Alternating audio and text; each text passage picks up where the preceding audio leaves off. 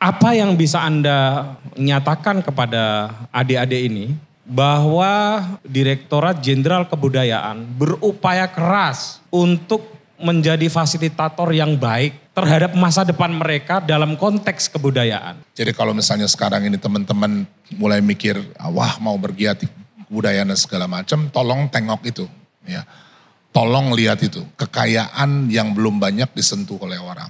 Sekarang kita kalau ngelihat ada orang joget-joget sedikit dengan karakter tertentu, kita langsung settingnya langsung Korea nih. Saya waktu itu mengusulkan, ini masyarakat banyak yang tidak tahu terhadap budaya kita nih. Dan di Google memang tidak banyak. Kalau kita tidak menggunakan teknologi, setting kita akan dibuat oleh orang yang mampu menggunakan teknologi dengan lebih cepat gitu. Oke, 200 bahasa kita Pak Dirjen sepertinya terancam untuk punah. Apakah tidak ada concern untuk segera menyelamatkan bahasa? Makanya tadi saya bilang gitu, kalau misalnya sekarang sumber yang begitu luar biasa di dalam keanekaragaman biokultural kita ini bisa diangkat, ya, dan orang udah mulai lihat gitu nilai ekonominya, lewat itu tambang.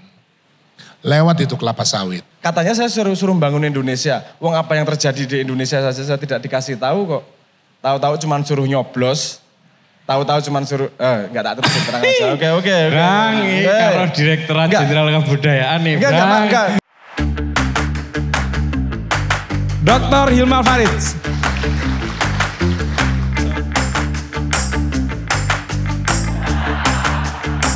Mas Abrang Noe.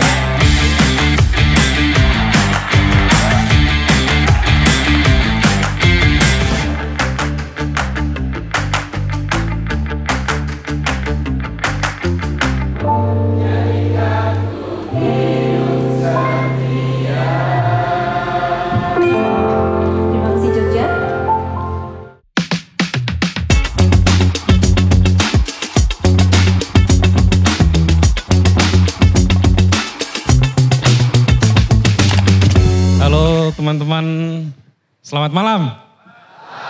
Kurang kompak. Selamat malam. Saya mengucapkan terima kasih kepada teman-teman semua yang sudah datang ke sini.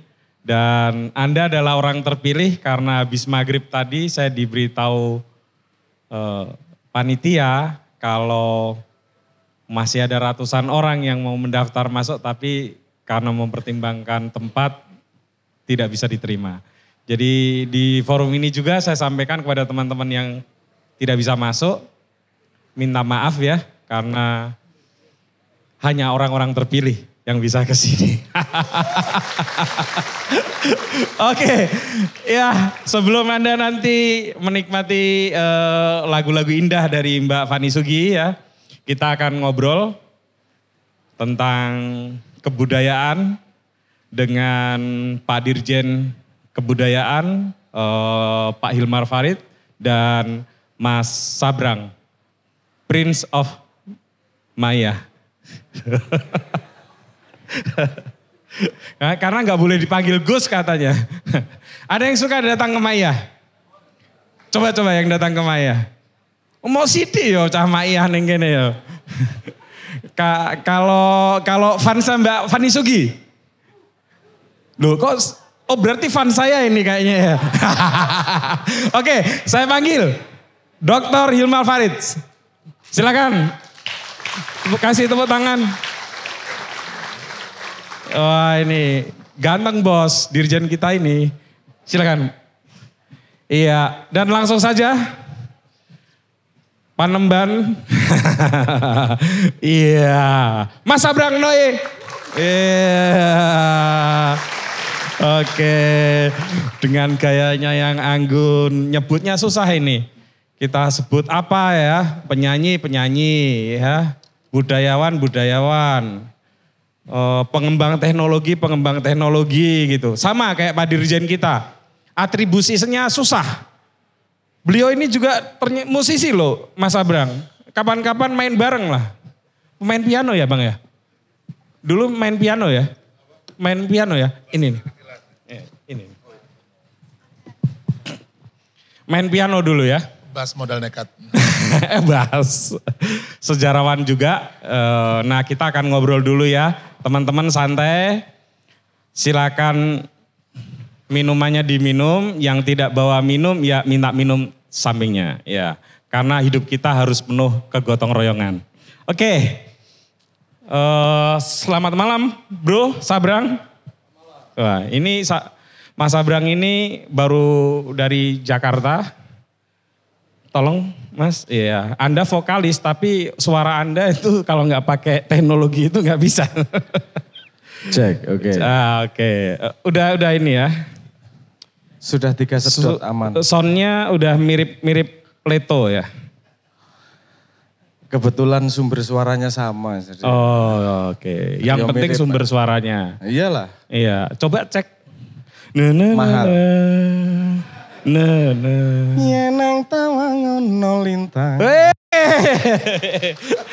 Vokalis beneran.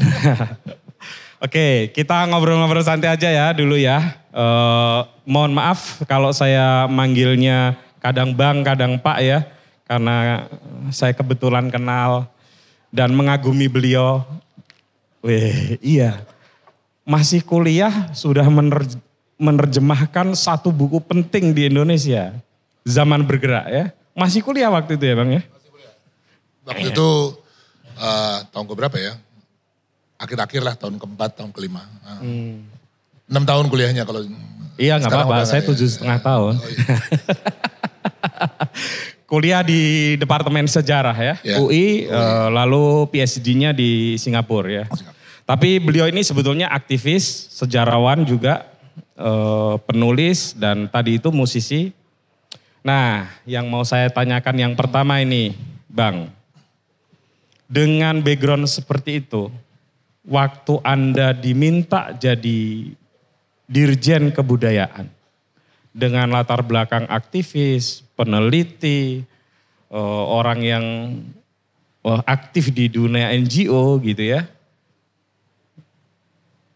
Apa yang pertama kali Anda pikir dan apa yang membuat semacam hal pertama yang Anda kerjakan waktu itu? Karena kan itu seluruh aktivitas Anda itu dulu di luar birokrasi, pemerintahan gitu. Silakan. Ya, waktu pertama kali mulai, jadi gini, konteksnya juga penting gitu. Karena banyak yang bekerja di Direktorat Jenderal Kebudayaan itu bidangnya sama kan. Sejarah, arkeo dan segala macam. Jadi banyak dari mereka udah kenal lebih dulu waktu masuk. Jadi lingkungannya nggak terlalu asing. Ya, bahasanya juga kurang lebih sama lah karena dari bidang yang sama. Tapi kebiasaan-kebiasaannya itu beda banget. Ya, kalau di luar ya seperti kita di sini lebih setara ya. Jadi ada egaliter. Kalau di organisasi pemerintahan ini kan hierarki itu penting sekali kan. Ya, kan ada eselon. Dulu ada eselon 1, 2, 3, 4 gitu. Ada menteri di atasnya, ada staf di bawah banget gitu. Jadi kalau misalnya sekarang ini berjenjang nih, ya. Dokumen misalnya, itu kan dari bawah tuh. Ya. Bawah susun naik 4, 3, 2, 1 ke menteri gitu. Dan dalam setiap, nah ini juga menjelaskan kenapa kadang-kadang surat menyurat itu lama gitu ya. Jadi karena dari sini nih 4, 3, 2, 1 naik, pindah ke kementerian sebelah 1, 2, 3, 4 turun dan seterusnya gitu ya. Terus saja kayak begitu. Nah itu hal pertama yang langsung terasa perbedaannya. Kok untuk satu urusan kayak begini muternya lama banget. Ya. Misalnya sekarang tolong saya dibuatkan daftar apa gitu ya. Kalau di luar kita dengan cepat bisa ngumpulin mungkin setengah hari jadi ya. Kalau sana tuh muter dulu. 2 minggu belum tentu balik seperti yang kita harapkan gitu ya. Jadi itu hal pertama.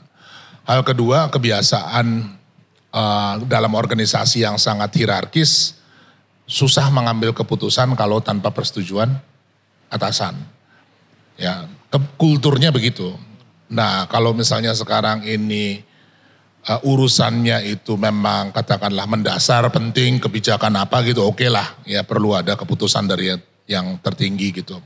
Tapi kalau bikin spanduk ya, itu juga perlu arahan ya, ruwet kan gitu ya. Karena acara mungkin ada 200 dalam setahun, terus 200-200-nya itu mesti diperiksa apakah posternya sudah sesuai dengan keinginan yang bersangkutan. Nah kayak gini-gini yang waktu awal langsung diubah.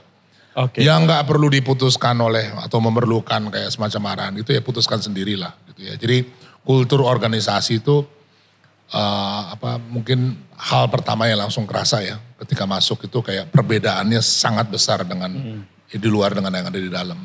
Kalau untuk sekelas Direktorat Jenderal ya, apalagi di sebuah kementerian yang besar gitu ya, ada nggak diskresi-diskresi tertentu yang bisa diambil tanpa harus melibatkan menteri atau bahkan presiden? Oh cukup banyak. Ada ranah kewenangan kita gitu dalam hal tertentu ya, itu cukup luas sebetulnya.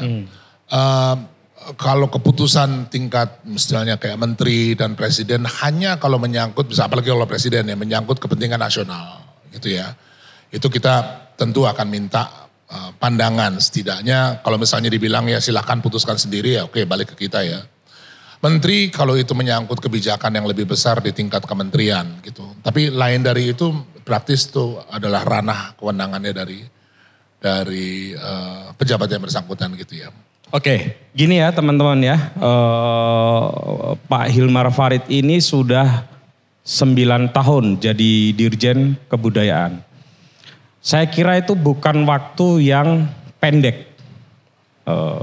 Saya tidak tahu apakah kemudian beliau nanti akan jadi menteri atau ya kita nggak tahu nasib orang begitu ya.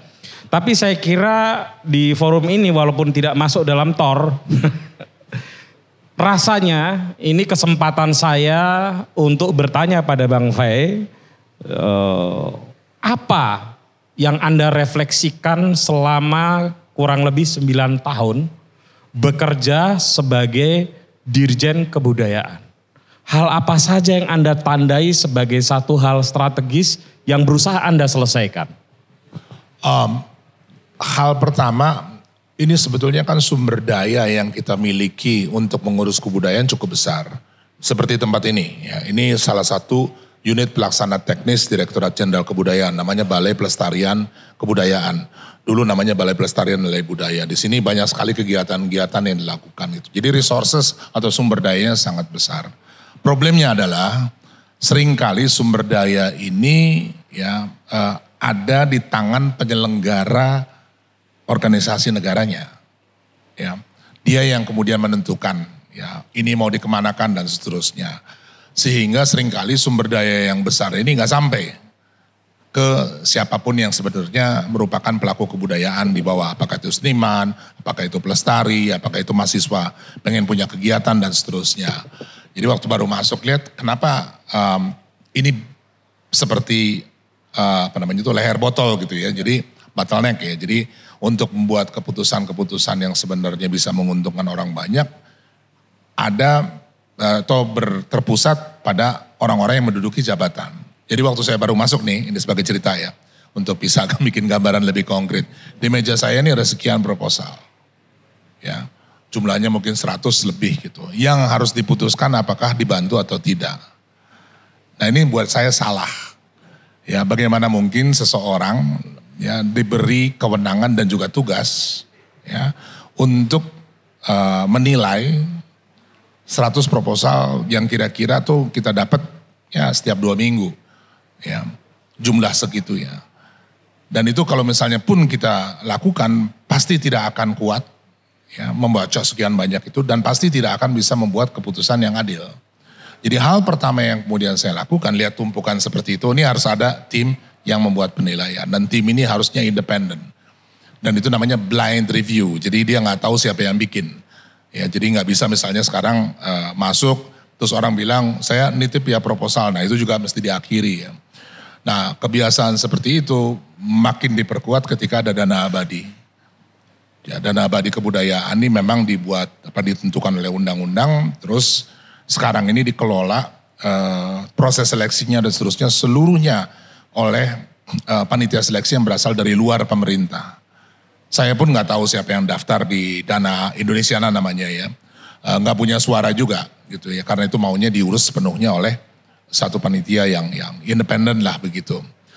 Dan itu mungkin salah satu capaian yang harusnya jalan terus nih kalau ke depan gitu ya. Jadi sumber daya itu betul-betul bisa diakses ya oleh mereka yang memang bergerak di bidang kebudayaan gitu. Jadi nggak lagi diskresi dari tadi ya pejabatnya gitu yang bisa menentukan. Jadi udah bukan waktunya organisasi pemerintahan yang mengatur apa yang harus dilakukan dalam bidang kebudayaan. Tugas dari pemerintahan itu menjadi fasilitator sehingga memungkinkan orang untuk bekerja demi kebudayaan gitu. Itu perbedaan yang sangat besar. Hal pertama. Hal kedua terkait organisasi. Ya, kalau dulu organisasi dibuat sedemikian rupa, ada direktorat seni, ada direktorat yang ngurusin cagar budaya, ada direktorat ngurusin sejarah dan seterusnya dan seterusnya. Nah setelah ketika masuk lihat ya kalau bidangnya kebudayaan ini mau kita perluas gitu mungkin ada sekitar puluhan direktorat yang harus dibentuk ya. Jadi ini bukan cara yang bagus. Dan yang paling penting kalau kemudian dibagi per bidang ada yang namanya silo ya. Itu kayak tabung-tabung gitu kalau kamu lihat misalnya orang bikin pupuk, orang bikin atau energi itu biasanya ada silo-silo. Tinggi, rapat, berdekatan tapi nggak nyambung satu sama lain. Dan itu yang terjadi di dalam birokrasi kalau seandainya setiap direktorat itu diberi seperti mainannya sendiri gitu. Nah itu juga kita ubah. Jangan pakai pendekatan bidang. Jadi bukan mengurus bidang-bidang unsur kebudayaan yang jumlahnya banyak itu. Tapi coba lihat prosesnya. Nah di dalam undang-undang memang ada amanat gitu ya. Apa sih kebudayaan itu kan bidang yang sangat cair gitu ya.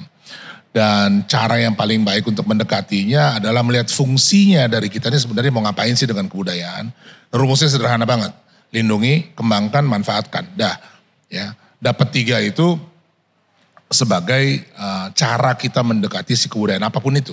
Apakah itu cagar budaya, apakah itu warisan budaya, apakah seni kontemporer, apakah itu seni modern dan seterusnya dan seterusnya. Jadi caranya organisasi pemerintah yang mengurus kebudayaan ini juga kita geser. Nah ini juga kayaknya penting ya untuk dipertahankan. Jangan balik ke zaman dulu orang ngurusin seni per bidang gitu ya. Dan pasti akan ada yang kelewatan kalau begitu ya kan. Karena seni tradisi ya Indonesia ini kita tahu 514 kabupaten kota, 38 provinsi, puluhan wilayah kebudayaan, 1.100 suku bangsa. Nggak akan mungkin diurus dengan cara bidang per bidang per bidang. Ya, yang mungkin adalah sekarang ini balik kepada fungsinya. Kalau fungsi pelindungan, negara mungkin di depan yang mendokumentasi, inventarisasi dan seterusnya. Pengembangan dari yang dilindungi itu, ya semua teman-teman bisa terlibat di dalamnya. Mikirin misalnya sekarang ketemu reliefnya Borobudur, ada banyak sekali narasi di sana. Mau dibikin jadi komik bisa, mau dibikin jadi pertunjukan musik bisa, mau dibikin jadi film bisa dan seterusnya ya. Cara itu akan mempermudah gitu orang untuk mengakses kekayaan budaya yang kita miliki. Kalau diperlakukan per bidang agak susah ya karena tadi ya kita akan berhadapan dengan begitu banyak bidang dan ya tentu dari organisasi pemerintahannya nggak akan sanggup mengelola itu semua. Nah, ini yang bikin penasaran ini, Bang.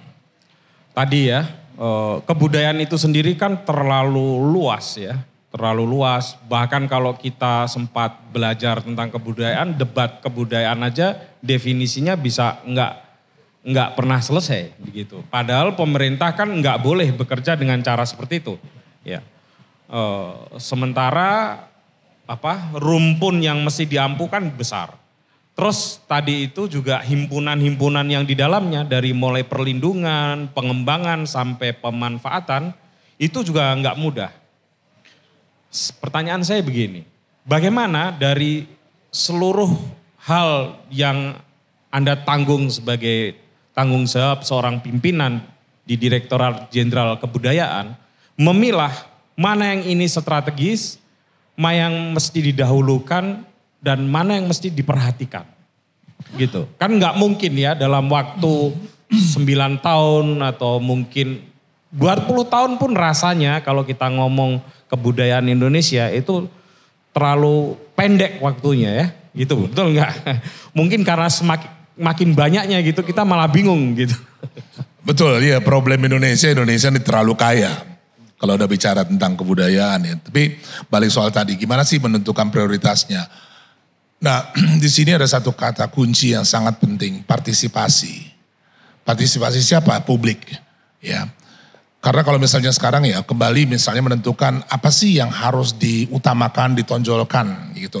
Kalau dulu ya sangat bergantung kepada siapa yang duduk di pimpinan ya. Misalnya dia adalah seorang arkeolog, ya tentu fokus pada urusan cagar budaya dan seterusnya. Kalau misalnya dia seorang seniman, katakanlah penari, maka seni tradisi ya terutama seni pertunjukan yang diutamakan dan begitu. Jadi saben kali ada orang yang menduduki jabatan tersebut, itu yang kemudian menjadi perhatiannya, mengikuti apa yang menjadi minat. Saya misalnya latar belakangnya sejarah gitu ya. Kalau mengikuti mauan saya, ya mungkin kita sibuk bikin penelitian sejarah, terbitin buku banyak-banyak, bikin film sejarah dan seterusnya gitu ya. Nah, caranya bagaimana kemudian untuk mematahkan ya apa namanya kecenderungan seperti ini? Ya partisipasi. Saya kasih contoh misalnya ada Pekan Kebudayaan Nasional gitu.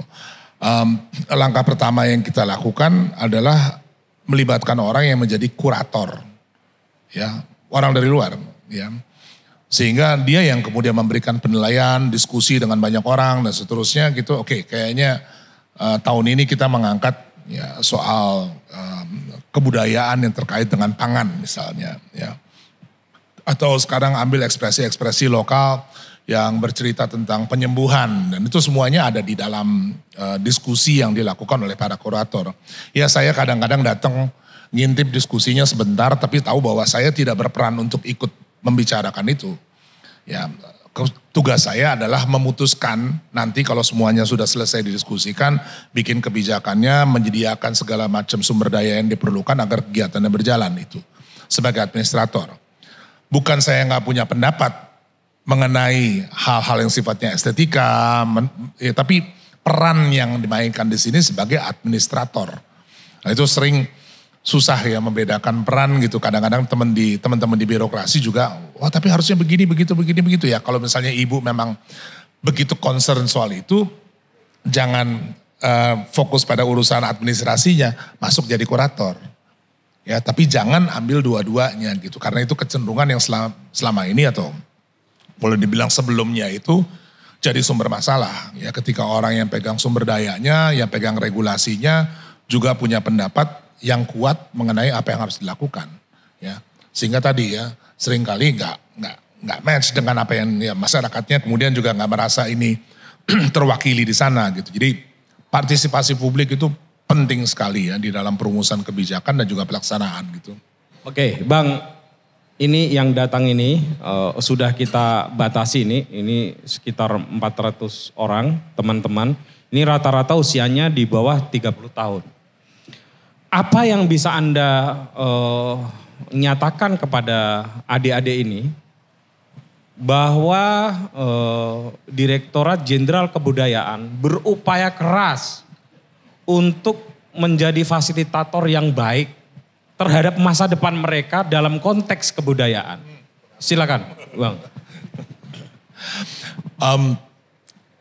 Kalau begini, saya mungkin mulainya dari satu fakta yang sebetulnya mestinya jelas sekali tetapi jarang dibicarakan, jarang dinyatakan dan juga jarang menjadi basis bagi pengambilan keputusan atau kebijakan. Ya. Faktanya adalah bahwa Indonesia adalah satu dari 3 keanekaragaman biokultural yang terbesar di dunia. Fakta. Ya. Pertama itu Amazon ya di Amerika Selatan sana, kemudian Kongo, Nigeria di Afrika dan kita Nusantara ini ya. Dan kalau misalnya sekarang ini kita melupakan sementara batas-batas administratif, masukin Papua Nugini, masukkan Filipina dan seterusnya, dia terbesar. Apalagi kalau lautnya dihitung. Ya, ini adalah basis bagi kita ya untuk mengembangkan apa yang disebut kebudayaan. Kebudayaan kita ini lekat sekali dalam hubungannya dengan alam. Ya, orang Minang, alam terkembang jadi guru. Ya, ada banyak sekali praktek-praktek kultural yang kita lihat di sini itu sangat lekat. Ya, bukan hanya pemanfaatan alamnya gitu ya, tapi inspirasi dan segala macam simbol dan banyak sekali. Menurut hemat saya sejauh ini belum banyak dieksplorasi. Ya. Jadi kalau misalnya sekarang ini teman-teman mulai mikir, wah mau bergiat kebudayaan dan segala macam, tolong tengok itu. Ya. Tolong lihat itu, kekayaan yang belum banyak disentuh oleh orang. Menarik secara artistik, menarik secara estetik, menarik secara pemikiran dan seterusnya. Dan juga jangan dikira itu nggak punya nilai ekonomi. Ya. Salah satu industri di dunia ini yang sekarang berkembang sangat pesat namanya industri wellness. Ya, wellness ini bahasa Indonesianya kesehatan, kebugaran ya di dalam ranah itu. Dan yang terkait dengan produk semacam itu tuh luar biasa banyak ya. Mulai dari ngurus mental health, ya kesehatan mental, terus yang ngurusin beauty, skincare, ya hidup sehat dan seterusnya, makanan sehat. Ini industri yang luar biasa besar. Total nilainya sekarang ini di dunia itu sekitar 5,4-5,5 triliun dolar. Ya. Indonesia sebagai negeri dengan keanekaragaman biokultural termasuk yang paling besar di dunia, sayangnya di dalam peta industri wellness itu hampir nggak nampak. Hampir tidak nampak. Hampir tidak nampak. Dengan biodiversity yang begitu besar. Yang begitu besar. Oke. Kita untuk bidang-bidang tertentu karena mereka bagi itu ya, misalnya kayak skin, beauty care dan segala macam. Indonesia tuh nanti ada di urutan ke-17, urutan ke-34, urutan ke-51 gitu di dalam bidang-bidang itu. Sementara punya segalanya. Ya, punya keanekaragaman hayati yang luar biasa. Kalau misalnya dipertemukan dengan bikin sumbu X, sumbu Y gitu, ya akan ketemu dengan keanekaragaman budaya. Dan kalau kita lihat orang kampung kalau lihat tanaman kan mulai dari ujung daun sampai akar ada manfaatnya gitu ya. Dan ini kekayaan yang luar biasa yang belum banyak ditangani gitu. Jadi kalau boleh nitip gitu ya, ke depan nih seperti apa sih, tolong tengok gitu. Lihat di kampung masing-masing, saya kebetulan baru pulang dari Alor ya, luar biasa. Daerah yang punya kekayaan tadi ya, biokultural yang luar biasa. Yang aneh adalah stunting tinggi ya. Kemudian kekurangan gizi, ada banyak problem pangan, kerawanan pangan dan seterusnya. Padahal pusatnya ikan. Ya. Hampir nggak punya alasan sebenarnya kalau lihat kekayaan yang dimiliki. Kenapa ini bisa hilang pengetahuannya? Ya. Kalau misalnya kita perhatikan sejarah di abad ke-20 masuknya modernitas ya. Ya termasuk ilmu-ilmu yang kita pelajari di perguruan tinggi dan segala macam menggeser pengetahuan lokal ini kan. Bukan hanya menggeser dalam pengertian menganggap ini tidak penting, diremehkan, ditindas ya. Kemudian juga dalam banyak hal dihilangkan gitu. Dan ini menjadi problem generasional kan. Ketika orang tuanya tidak lagi meneruskan kepada anaknya, generasi ketiga, keempat hilang. Nah sekarang yang kita upayakan di Alor, di NTT adalah merevitalisasi pengetahuan lokal ini. Mengenai kekayaan yang mereka miliki. Karena ini adalah sumber dari kedaulatan pangan yang paling kuat. Ya, kalau dikasih training macam-macam gitu ya cuman jadi hafalan aja gitu. Tapi kalau sekarang pengetahuan yang sebenarnya ada pada masyarakat dibangkitkan kembali. Dan pengetahuan ini kan, dan ini saya kira akan sangat menarik kalau kawan-kawan masuk ke ranah seperti itu ya. Pengetahuan itu bersemayam di mana? Di nyanyian, di tekstil, di wastra, ya, di keluh kesah yang muncul kalau mereka lagi nari gitu ya. Di dalam banyak sekali bentuk-bentuk yang kita nggak duga. Ya, dan itu buat saya kebudayaan yang luar biasa menarik. Oke, ada banyak ekspresi-ekspresi yang luar biasa. Tapi itu bentuk-bentuk yang menurut saya mestinya kita gali. Ya. Karena sekali pengetahuan itu berhasil direvitalisasi, dimunculkan kembali, dia menjadi basis kekuatan yang luar biasa. Ya tadi ya, bukan hanya menarik secara artistik, historis dan segala macam, tapi juga punya nilai ekonomi yang luar biasa gitu. Jadi gitu ya, kalau boleh. Oke. Kalau boleh. Silakan kopinya diminum dulu, Bang Fai. Oke, saya lanjut ke budayawan kita, Mas Sabrang. Wah, kok ini tiga tas gitu. Saya terakhir ngobrol sama Sabrang itu diceramai saya tentang budaya Korea. Saya itu kan, mohon maaf ya teman-teman yang suka K-pop ya, saya memang enggak mengikuti. Ini soal usia aja, tapi rupanya Mas Sabrang ini ngikutin. Dia bisa menceritakan dengan detail ya, betapa powerfulnya itu budaya Korea itu. Termasuk saya disuruh mengulik tentang BTS. Ngerti ku BTS itu tower dulu Pak. Jadi saya bilang, oh boy BTS sih. Nah, sampai jam 3 pagi itu saya diceramain oleh beliau. Tapi oke, itu ini aja pengantar aja. Nah, bro, kamu kan orang yang sangat peduli dengan kebudayaan ya. Punya forum-forum di banyak kota. Ya, kayaknya lebih banyak ngomong kebudayaan daripada nyanyi. Ya kan? Nah, pertanyaan saya sederhana. Ini anggap saja Anda tidak sedang ada di sampingnya Pak Dirjen ini. Gitu. Supaya lebih enak ngobrol kita ya kan. Kita selalu dijejali oleh tadi itu ya, informasi tentang keragaman kita yang luar biasa. Kekayaan adat istiadat, sejarah kita yang juga luar biasa. Tapi kenapa dalam faktanya kita tetap tidak bisa atau belum bisa berkompetisi dengan baik sebagaimana tadi Pak Hilmar Farid menyatakan. Apa sebetulnya problem? Bukankah itu juga problem kebudayaan juga? Silakan Mas Abram. Durung apa-apa kelas berat.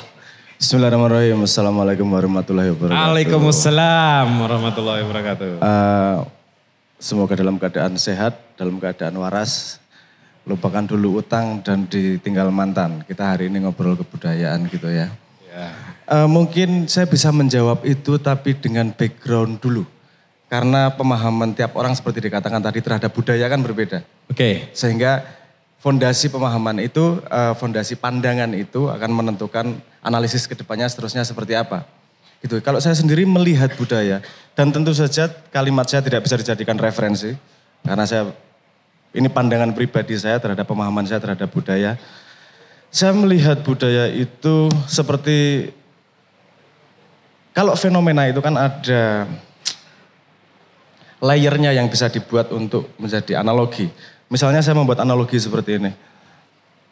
Ketika kita nonton film dan kemudian ada orang jatuh dari tangga, tidak sampai mati, itu kita tertawa atau terkejut atau tersedih, itu bukan pada kejadiannya, tapi pada background musiknya. Background musiknya. Kalau musiknya lucu, ketawa kita tertawa.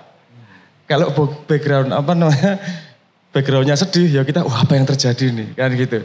Bahkan kita disetting kalau misalnya ada pahlawan mau masuk, itu setting musiknya dulu udah membuat kita bereaksi kan gitu. Artinya ada dua layer di sini bahwa betapa pentingnya konteks setting itu menentukan makna dari yang di depan. Ini lagi-lagi terlihat pada kalau Anda main AI, itu betapa konteks sangat penting untuk kita bisa ngobrol dengan AI secara jelas. Nah, saya melihat budaya itu seperti itu. Budaya adalah konteks di mana para manusianya bisa berekspresi. Jadi dalam satu kumpulan masyarakat gini, muncul budaya itu emergence menurut saya. Emergence itu muncul dengan sendirinya dalam tanda petik seperti itu. Karena banyak agen yang berinteraksi dengan bahasa. Nanti ini ada hubungannya nih kemudian dengan bahasa nih. Dengan bahasa kita berinteraksi menghasilkan sebuah konteks setting. Karena kalau Anda, Mas Putut sedang berekspresi, yang lain jadi background nih. Si B sedang berekspresi, lainnya jadi background. Tapi memang gitu, harus satu menjadi background, harus satu agar yang lain bisa berekspresi. Nah ini ketika ditontonkan pada rentang waktu, kemudian kita diberi setting oleh sejarah nenek moyang kita. Itu muncul setting itu sebagai budaya. Nah bahwa kemudian ada ekspresi budaya, itu muncul dari setting yang dilahirkan dari interaksi manusianya. Kita nggak bisa ngomong budaya, tiba-tiba muncul musik. Ada konteksnya nih, kenapa Sunan Bonang membuat bonang. Karena ada sebuah objektif, dia membuat setting budaya. Kalau saya misalnya gini, salah satu ceritanya. Islam masuk ke Indonesia di Baros itu sebelum perintah sholat turun. 800 tahun sangat susah masuk Jawa. Saya nyeritain teman-teman ini. Terus kemudian gimana cara masuk Jawa? Karena sudah punya peradaban, sudah punya setting sendiri. Tidak bisa dikasih setting nih. Akhirnya masuklah melalui setting yang ada. Orang Jawa senang nembang, senang pertunjukan, senang makanan. diberi makna yang berbeda dengan setting yang sama, konten yang kemudian agak berbeda. Proses itu melahirkan budaya baru, budaya akulturasi lagi. Jadi manusia menghasilkan budaya, budaya menghasilkan memberikan setting untuk manusianya. Nah salah satunya kemudian gini, ketika kita ngomong Korea, ini nanti hubungannya kan kemudian karena akarnya adalah interaksi dan interaksi itu dijembatani oleh bahasa. Artinya teknologi yang memberi kesempatan manusia untuk berinteraksi dengan cara yang berbeda akan menghasilkan budaya pergeseran budaya yang menghasilkan setting baru nih. Kan gitu. Nah, Korea sangat berhasil menggunakan setting itu, menggunakan teknologi untuk men-set up settingnya dia. Sekarang kita kalau ngelihat ada orang joget-joget sedikit dengan karakter tertentu, kita langsung settingnya langsung Korea nih. Nah itu masukin yang lain jadi jauh lebih mudah. Karena ada setting tersebut. Nah, kalau tadi saya disuruh ngomong seolah-olah tidak ada siapa-siapa di sini. Menurut saya kita tidak begitu masuk pada sudut setting tersebut. Karena setting ini bukan muncul dari ekspresi. Setting ini muncul dari emergence, dari obrolan-obrolan, dari rasan-rasan dan seterusnya. Misalnya gini contoh sederhananya. Saya ditanyain sama orang yang nonton wayang, terus dia tanya, Pandu Dewanata itu siapa sih? Dia bisa melakukan riset. Mari kita tabrak dengan fakta psikologi yang ada sekarang. Fakta psikologinya, atensi span kita cuma 8 detik. Tidak begitu panjang untuk bisa melakukan riset. Pengen tahu sedikit, susah cari jawabannya, ditinggal. Ini lost opportunity untuk membuat setting. Karena karya hanya akan muncul ketika settingnya sudah jadi nih. Karya ekspresi itu bertahan melewati zaman kalau dia punya utility-nya. Punya manfaatnya. Misalnya kalau di Bali, karena dia punya utility dengan agama, dia punya utility dengan income turisnya, itu kita diemin aja hidup-hidup sendiri itu.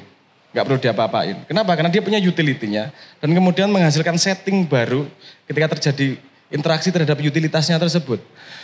Nah waktu itu saya pernah mengusulkan kepada di dirjen di kantor itu saya datang. Saya waktu itu mengusulkan ini masyarakat banyak yang tidak tahu terhadap budaya kita nih, dan di Google memang tidak banyak. Website bahasa Inggris itu 60,4%. Website dengan bahasa Indonesia itu 0,7%. Artinya sumber kita sangat sedikit.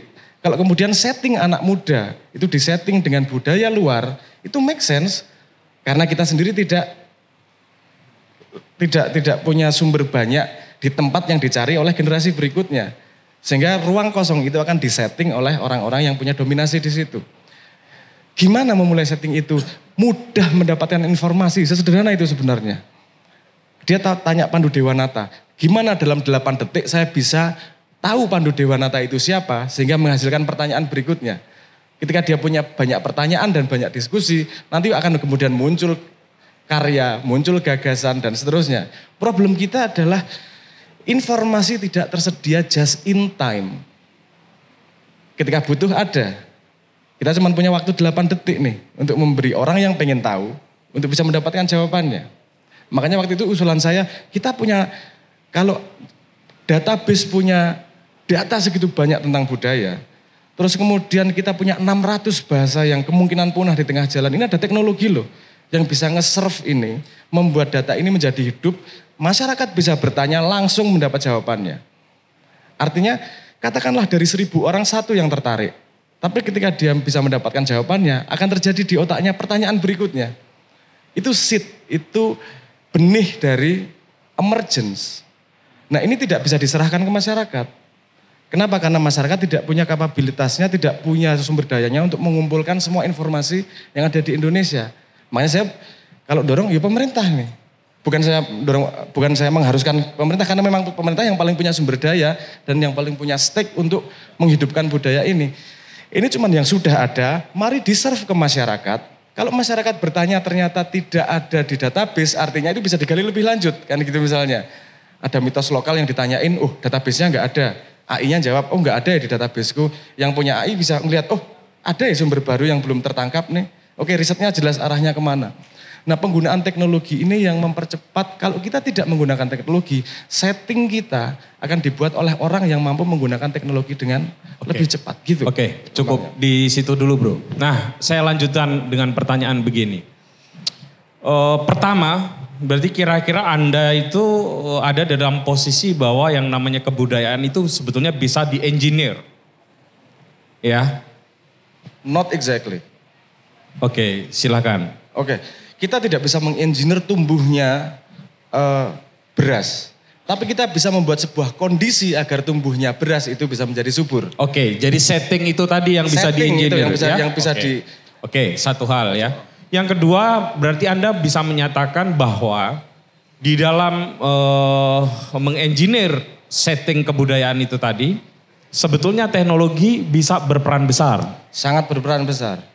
Oleh karena itu misalnya ancamnya punahnya bahasa di Indonesia, yang mana ya Pak Dirjen, kalau kita mau menelisik ya, punahnya tumbuhan, punahnya bahasa itu adalah salah satu indikasi punahnya peradaban kecil ini maksudnya ya. Teknologi itu bisa berarti bro dilakukan. Ketika saya mengusulkan itu karena kasus di Islandia itu bahasanya yang ngomong cuma sedikit, kalau nggak salah tinggal berapa ratus orang. Ini kalau nggak lagi-lagi settingnya jadi jadi Inggris lagi. Ini pada khawatir nih, gimana biar bahasanya nggak hilang. Karena muncul teknologi yang namanya large language model yang sekarang terkenal dengan ChatGPT, dengan AI. Itu bahasa diajarkan kepada di situ, sehingga ketika tidak ada orang yang ngomong, orang tetap bisa belajar pada repository knowledge bahasa ini yang namanya AI ini. Makanya waktu itu saya, bisa kok dilakukan kok di sebuah negara yang di ujung sana itu preserve bahasa dengan teknologi. Kita punya resiko yang sama loh. Kenapa enggak kita gunakan yuk? Yuk. Ya, waktu itu saya mengusulkan seperti itu. Ya. Saya punya pengalaman agak unik ini Pak Dirjen dan Mas Sabrang ya. Mungkin 15 tahun lalu waktu saya ke Maluku, ke Pulau K, itu ada satu orang ya yang menjadi perhatian masyarakat setempat. Karena orang ini itu adalah satu-satunya orang terakhir dari sebuah suku. Di mana kalau dia meninggal dunia, warisan budaya warisan bahasanya itu musnah. Jadi hype-nya di situ adalah bagaimana segera menikahkan orang itu supaya nanti setidaknya bahasanya itu nggak punah gitu ya. Saya dengar kabar akhirnya berhasil dinikahkan. Tapi itu saya melihat bagaimana saya menyebutnya dulu dan kawan-kawan The Last Mohican. Jadi tinggal satu orang saja yang menguasai bahasa itu. Dan agak telat menikah gitu. Jadi itu jadi problem sosial. Karena banyak orang ingin menyelamatkan orang ini ya. Supaya bahasanya itu enggak punah gitu. Nah itu cara-cara yang ada di dalam masyarakat mungkin 15 tahun lalu. Kalau di sekarang ada teknologi yang tadi dibilang Mas Abraham. Bagaimana Direktorat Jenderal Kebudayaan memandang teknologi itu? Untuk mengoptimalisasi, mereservasi, dan mengembangkan pemanfaatan atas persoalan kebudayaan kita. Itu masih jadi setuju banget ya, ada pekerjaan rumah yang sangat besar gitu ya. Dalam amanat undang-undang dibilang sistem pendataan kebudayaan terpadu namanya. Dan ini harusnya menjadi repositori dari semua catatan mengenai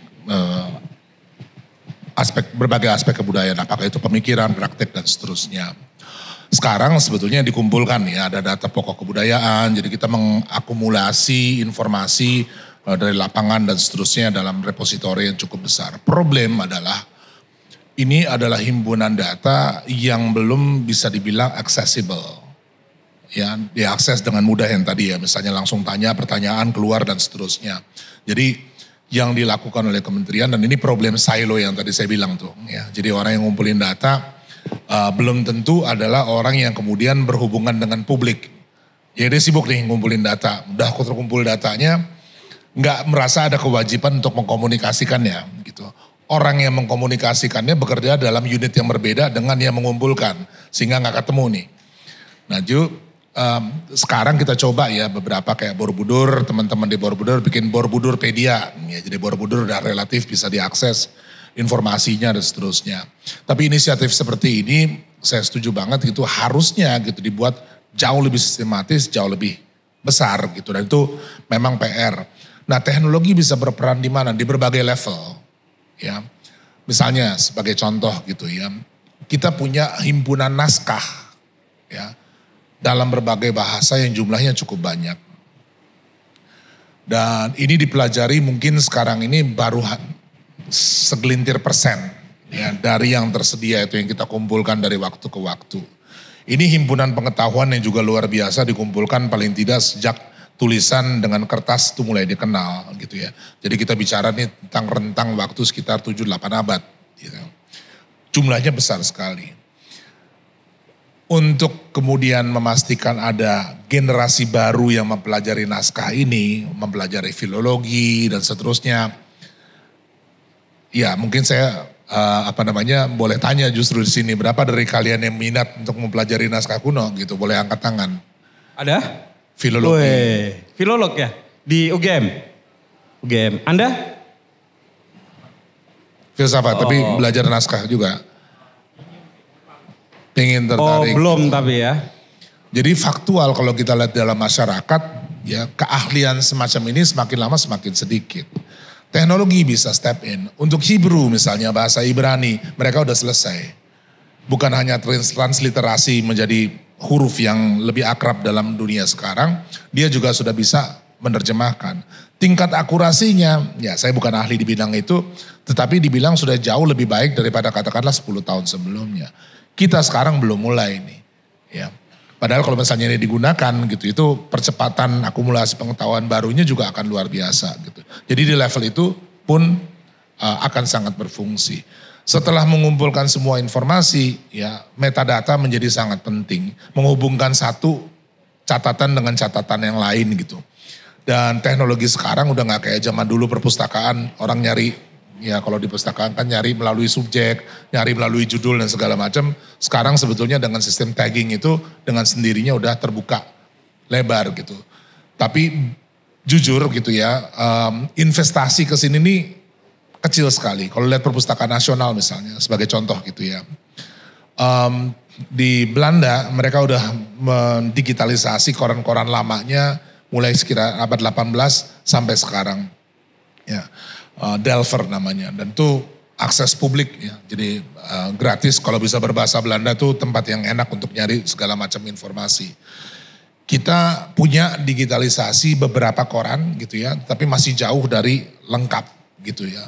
Dan ini penggunaan teknologi yang tadi ya, yang saya kira untuk membuka akses pada himpunan pengetahuan yang luar biasa yang diakumulasi dari zaman ke zaman gitu. Itu mungkin adalah kalau misalnya sekarang ditanya gitu ya, mungkin investasi yang dilakukan yang paling penting adalah itu ya. Untuk membuka akses gitu kepada pengetahuan yang bentuknya bermacam-macam gitu. Dan studi mengenai itu sudah banyak dilakukan, tinggal sekarang orang tech ketemu dengan yang punya pengetahuan semacam ini, kolaborasi sehingga lahir ya mesin-mesin yang bisa membantu percepatan proses pengumpulan atau akumulasi pengetahuan itu. Oke, nah kalau tadi ya bergeraknya pemerintah sebagai fasilitator itu tadi ada 3 poin ya. Baik itu perlindungan, pemanfaatan maupun pengembangan ya Bang. Itu kan belum menyentuh pada level pengguna atau konsumen. Jadi kesadaran itu, saya mudahnya saya kasih contoh deh. Kalau teman-teman meminum kopi, ya, karena ngantuk atau karena kebutuhan biologis, itu ada di level ragawi, ya. Ya karena itu kebutuhan kita, gitu, kebutuhan teman-teman. Tapi kalau kemudian sadar mengonsumsi bahwa ini adalah kopi dari Indonesia, itu sudah ada kesadaran yang levelnya lebih meningkat lagi. Yaitu entah itu nasionalisme, entah itu ekonomi nasional begitu ya. Ada kesadaran itu. Tapi kalau kita tingkatkan lagi, bahwa yang namanya pohon kopi itu adalah salah satu pohon yang punya tingkat konservasi yang sangat tinggi. Itu kita punya kesadaran ekologis. Ya. Jadi level-level kesadaran itu saya kira juga belum cukup mendapatkan perhatian yang baik. Ya, bukan berarti teman-teman itu nggak boleh ngopi Honduras, ngopi Kolombia, ngopi Ethiopia. Di kafe-kafe, beberapa kafe kita kan banyak tuh sudah mulai dijual ya. Kalau itu sebagai kesadaran kosmopolitan, pengen mencicip gimana sih rasanya kopi Ethiopia asal dari biji kopi gitu. Tapi kalau kesadaran tentang mengonsumsi kopi itu dinaikkan level demi level seperti yang saya bilang tadi, itu saya kira menjadi hal yang tidak hanya di aras yang artifisial. Gitu. Orang bukan hanya hype, ngopi enak itu begini, di seluruh begini, enggak. Tapi kesadarannya bertahap. Dari mulai kesadaran ekonomi nasional, kesadaran ekologis, bahkan mungkin kesadaran spiritual. Karena dalam setiap biji kopi itu diserap seluruh unsur semesta yang ada di situ. Gitu ya. Bener gak kesadaran? Jadi kalau Anda minum kopi sampai di kesadaran begitu, Anda sakti. Nah, kalau itu ada di wilayah yang mesti dikerjakan juga oleh Direktorat Kebudayaan atau tidak? Memberikan penyadaran-penyadaran konsumen, users, tentang hal-hal seperti itu. Silakan Bang. Diminum kopinya Bang berat itu pertanyaan? Langsung beda diceritain Putut tadi ya. Udah sampai ke semesta segala yang kopinya langsung beda. Ya itu yang saya kira nyambung tadi yang dibilang setting dengan narasi ya. Narasi itu penting sekali gitu. Karena misalnya kita bicara rasa ya tadi ya soal kopi gitu. Kopi masuk yang sebenarnya bekerja kan kemudian indera pencicip kita. Tapi pada akhirnya membuat keputusan yang enggaknya kan otak. Ya. Nah kalau otak diisi dengan berbagai macam informasi mengenai tadi ya bahwa ini tumbuhan yang punya dampak ekologis yang bagus gitu, datang dari ini dikerjakan oleh petani yang hidupnya bagaimana terus-terusnya, pasti akan berbeda ya. Dan itu saya kira mulai jadi tren nih sekarang, traceability ya, tentang melacak asal usulnya gitu. Ada misalnya sekarang produk-produk kayak madu, mereka bakal bisa tunjuk ya, madu itu bisa dibuat QR-nya, kemudian dilihat foto madunya, foto pohon tempat madu itu tumbuh muncul. Dan dia harus percaya betul, oh ya ini memang adalah lebah yang bersarang di pohon buah tertentu sehingga rasanya begini begitu. Itu sekarang mulai menjadi kayak semacam tren. Kenapa? Karena itu memperkuat tadi ya keinginan untuk mengkonsumsi dan juga membuat konsumsi menjadi berbeda. Ya konsumsi sekarang lebih mindful. Lebih istilah bahasa Indonesianya wawas gitu ya. Jadi dia mengkonsumsi bukan hanya untuk memenuhi kebutuhan ragawinya tetapi juga untuk memberi umpan pada benak ya, pikirannya gitu. Dan itu penting sekali dalam kebudayaan. Apakah tugas dari Direktur Kebudayaan atau enggak? Ya kita pasti memfasilitasi dan itu sudah cukup banyak sebetulnya ya. Misalnya kayak kita bikin satu acara makan gitu yang makanannya berasal diambil dari reliefnya Borobudur. Relief Borobudur kan banyak sekali tanaman, hewan dan seterusnya gitu ya. Asal jangan makan kapalnya. Asal jangan makan kapalnya. Tidak semua relief bisa gitu. Jadi itu misalnya ketika diberi narasi bahwa ini dari Borobudur dan orang punya kebiasaan menanam dari 1200 tahun yang lalu, tentu makan malam itu menjadi sangat istimewa gitu ya. Ketimbang misalnya kita menghadirkan tanpa bercerita tentang dari mana makanan itu datang, apa sumber inspirasinya. Jadi kita support teman-teman yang melakukan itu pasti gitu ya. Dan tadi ya ragamnya banyak sekali ya, bukan hanya makanan ya. Kita punya banyak sekali cerita narasi yang terkait dengan ekspresi budaya kita dan itu bagian yang sangat penting. Dan kalau tanya soal kerjaannya pemerintah, mungkin kita lebih banyak di bagian mengumpulkan pengetahuan itu. Okay. Tapi mengkomunikasikannya secara efektif kepada masyarakat segala macam, ini justru harusnya tugas dari para pelaku budaya gitu. Pemerintah posisinya memfasilitasi agar mereka bisa melakukan itu. Oh, okay. Oke, nah balik ke soal teknologi Bro Sabrang ya. Gini ya, kalau tadi itu contohnya bahasa. Saya punya contoh lebih sederhana deh, terasi. Saya datang ke Jogja ya tahun 95, saya kan orang kampung. Yang saya ketahui terasi enak ya terasi dari Bonang, Lasem. Begitu saya datang ke Jogja, saya pamer itu, banyak orang gak terima. Itu pernah saya tulis di IG saya ya. Oke. Yang Anda maksud seperti itu nanti di dalam prakteknya siapa yang menghimpun dan mengumpulkan informasi untuk diinput ke dalam data IT itu. Nah itu yang mungkin supaya lebih mudah ya. Oke, kalau beberapa waktu yang lalu itu mungkin kita harus ada orang masukin inputnya ke database-nya seperti apa dan seterusnya ya. Ini saya pengen satu lagi karena saya lagi hot-hotnya nih 2 minggu terakhir riset tentang tentang ontologi. Gini, AI, LLM itu sudah cukup pandai untuk kita suruh pada certain comment tentang kita suruh sesuatu itu sudah cukup pandai. Artinya gini, kalau dulu harus ada party sendiri yang mengumpulkan data, kemudian masukin data itu ke database. Bayangkan problem Wikipedia. Siapa saja boleh masukin, Wikipedia harus punya algoritma untuk menentukan mana sih data yang kemungkinannya lebih valid daripada yang lain. Karena gitu, ada algoritmanya di situ. Jadi gini, kalau sekarang Anda tanya tentang terasi dan seterusnya, itu siapa kemudian yang memasukkan kan gitu? Betul. Oke. Karena kan bayangan saya, mohon maaf kan ini kan bukan orang yang berkutat dalam teknologi seperti Anda ya. Paham. Bayangan saya untuk menyampaikan sesuatu kan membutuhkan input data. Betul. Silakan. Oke.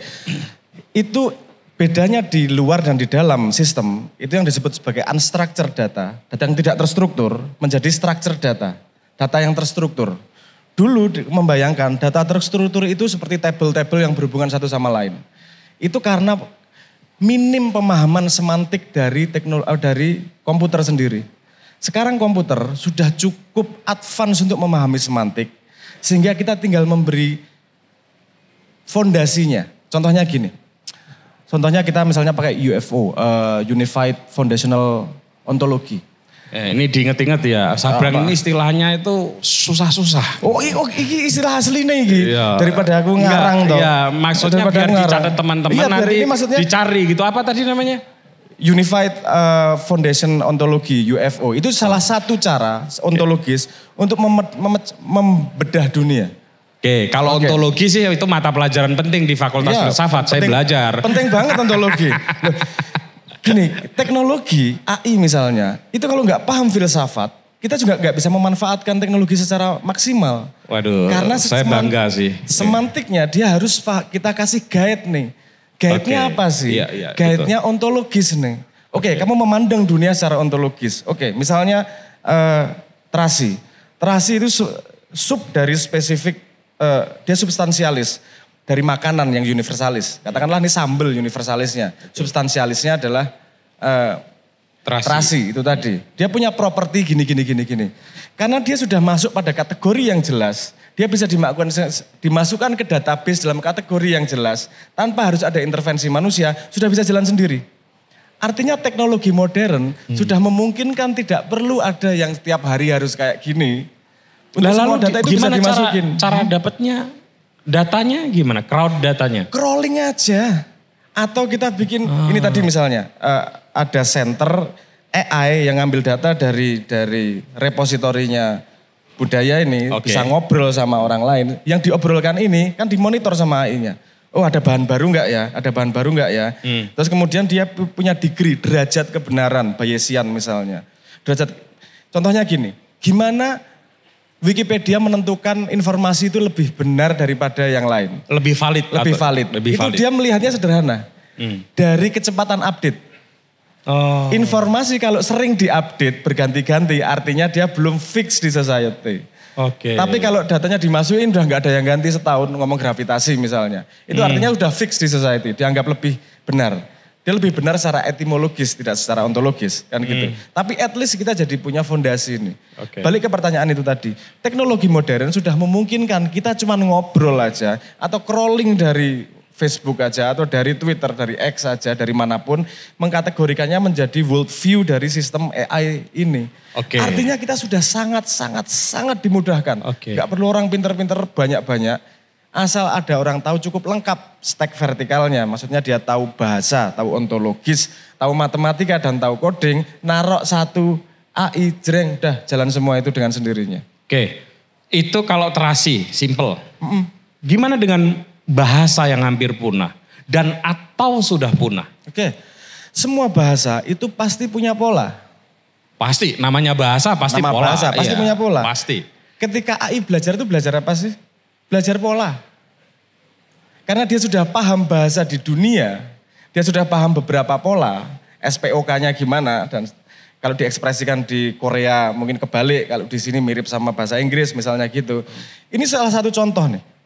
Ada scroll yang sudah bertahun-tahun tidak bisa dipecahkan, AI suruh baca, dia bisa.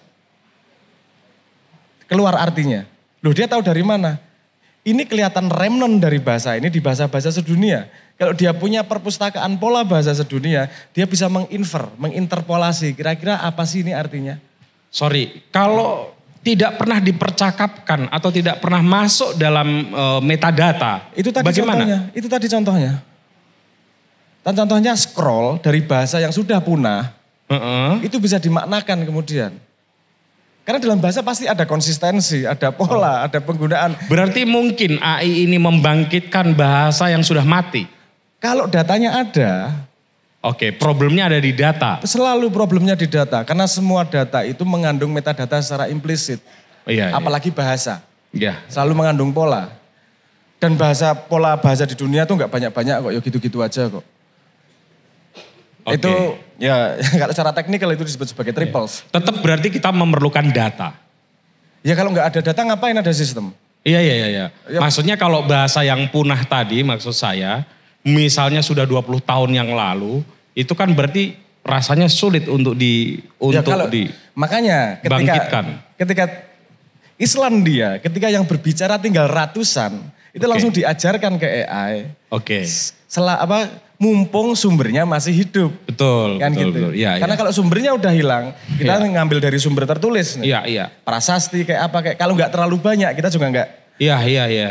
Nggak gitu akurat juga kan gitu. 200 bahasa kita Pak Dirjen sepertinya terancam untuk punah. Apakah tidak ada concern untuk segera menyelamatkan bahasa yang hampir punah itu? Kementerian punya unit sendiri ya, Badan Bahasa. Ya, Badan Bahasa mengurus yang seperti itu ya? Yang praktis mendokumentasi itu. Cuma mau komentar sedikit ya. Silakan. Ya. Jadi apakah bisa membangkitkan bahasa yang sudah mati? Yang bisa dilakukan dan sekarang sudah terjadi sebetulnya adalah merekonstruksi bahasa yang sudah nggak ada. Austronesia yang adalah induk dari bahasa-bahasa yang kita gunakan sekarang ini. Betul. Variannya begitu banyak ya, 600-an. Tapi kalau misalnya sekarang dicari, karena bahasa sama seperti orang punya silsilah. Ya, dia akan bisa dilacak gitu ke atasnya. Dan itu tadi ya, pola berulang dan segala macam. Dan kebiasaan-kebiasaan perubahan itu kalau misalnya sekarang menghadapi data yang besar dan komputer akan ngurus kayak begini dalam hitungan detik gitu ya. Untuk dia kemudian melacak. Dan dari situ dia mulai bisa melihat ya, mencari apa sih akar katanya ya. Orang yang namanya Richard Blunt itu melakukannya secara analog. Ya, bertahun-tahun yang lalu ya, sekitar 40-50 tahun yang lalu gitu. Dan lumayan sukses dia di dalam lacak gitu ya bahasa Austronesia. Sekarang sebetulnya dengan bantuan teknologi ini itu jauh lebih dipercepat. Nah, dalam kasus scroll yang tidak bisa dibaca oleh orang karena nggak ada lagi yang punya ilmunya, sebetulnya logik yang sama yang dipakai. Ya, ketika ketemu silsilahnya, dilihat pola berulang, ini kemungkinan besar maknanya adalah itu. Itu yang sekarang saya kira untuk kita ya di Indonesia kerja prasasti. Prasasti itu kan kerjaan orang epigrafi itu luar biasa loh ya. Mereka menghadapi satu batu gitu ya, terus menghadapi huruf-huruf yang kalau misalnya sekarang ini aksara di Indonesia ini asalnya banyak dari Palawa ya, dari India gitu. Tapi berbagai macam variannya itu, dan yang menarik adalah di zaman dulu pun kayaknya udah ada orang punya desain untuk font gitu ya. Iya betul. Itu mereka bikin bentuknya berbeda-beda dan itu kadang-kadang memusingkan ya. Nah dengan peralatan seperti tadi ya, pengenalan terhadap data yang cukup besar gitu. Dan itu syarat ya, dia harus cukup besar gitu sehingga dia bisa menemukan variasi yang ada, pola-polanya akan muncul gitu. Dan dari situ dia akan jauh lebih mudah memahami. Tapi saya diskusi sama teman-teman epigrafi, mereka belum memanfaatkan teknologi secara penuh ya di dalam arah ini. Di naskah juga belum banyak gitu. Dan itu bisa kita pakai sebetulnya juga untuk ekspresi lisan. Ya, gerak misalnya sekarang ini ada motion capture, ada banyak sekali teknologi yang memungkinkan orang mempelajari silsilah dari gerak. Ya, tari yang kita lihat ini sebenarnya punya induk gitu. Kalau di Bali itu cukup jelas. Ya, tari baris ini adalah yang paling awal gitu dan kemudian turunannya semakin lama semakin dinamis dan seterusnya, dan bahkan kalau bisa kita pelajari urutan waktunya, ya kapan dia muncul dan seterusnya gitu. Jadi sebetulnya riset ke arah ini nih cukup banyak inisiatifnya, tetapi masih jauh ya dari membentuk repositori yang kita impikan gitu ya, yang bisa diakses dan kemudian membuat kita ini juga jauh lebih kreatif ya di dalam mencipta, di dalam mengelaborasi, mengembangkan kekayaan budaya itu. Emang AI itu susah ya, padahal nama saya udah dekat dengan AI, EA. Oke, saya sudah dikasih sinyal dari sana bahwa kita menuju ke babak akhir obrolan kita. Coba kita tarik agak lebih helikopter view gitu ya, Bang Fe ya. Nomenklatur kementerian kita adalah pendidikan, kebudayaan, riset dan teknologi ya. Ini satu hal yang terlalu besar yang dijadikan satu, walaupun kita sempat berganti-ganti nomenklatur pendidikan ya, terutama Kementerian Pendidikan ya. Apakah menurut Anda selama 9 tahun ada di Direktorat Jenderal Kebudayaan merasa bahwa harusnya ada departemen atau kementerian sendiri untuk mengampu kebudayaan? Karena sebetulnya kebudayaan ini mau dicocok-cocokkan kemana saja kan cocok. Saking gedenya, saya ambil contoh. Kementerian Kebudayaan dengan Pertanian sangat cocok. Karena budaya itu awalnya adalah dari budidaya, begitu kan? Kementerian Budaya dan Teknologi pasti cocok. Tadi kita ngomongin itu. Kementerian Budaya dan dan riset apalagi ya. Nah, tapi kan tetap harus ada pembagian ya, karena itu kan yang namanya birokrasi, yang namanya tugas kerja gitu ya, itu kan tetap harus ada di dalam sistem pemerintahan kita. Menurut Anda nih Bang Ray, apa yang paling cocok nomenklaturnya? Kalau nomenklatur, saya punya dua tipe ideal, ya dua tipe ideal yang sangat berbeda gitu. Tipe ideal yang pertama adalah sedikit kementerian. Sedikit kementerian. Ya. Ada banyak fungsi, tugas fungsi di dalam kementerian itu sebetulnya bisa digabung, dan ketika digabung justru akan menjadi jauh lebih efektif ya. Kayak tadi riset apa segala macam taruh di bawah satu atap. Sehingga dia betul-betul, dan Jepang melakukan itu. Jepang tuh pendidikan, kebudayaan, olahraga, sains, teknologi jadi satu. Jadi satu semua? Di bawah satu kementerian besar. Ya. Menterinya ngurus apa? Arah kebijakan yang besar aja. Dia nggak ngurusin misalnya proposal masuk, dan nggak ada tuh. Gitu ya. Di level dia tuh nggak ada. Tapi yang kemudian mengerjakan, mengeksekusi kebijakan-kebijakannya adalah badan-badan atau agencies yang sangat lincah. Korea sama. Korea juga begitu, kalau tanya Kementerian Kebudayaan dia juga fungsi-fungsinya digabung.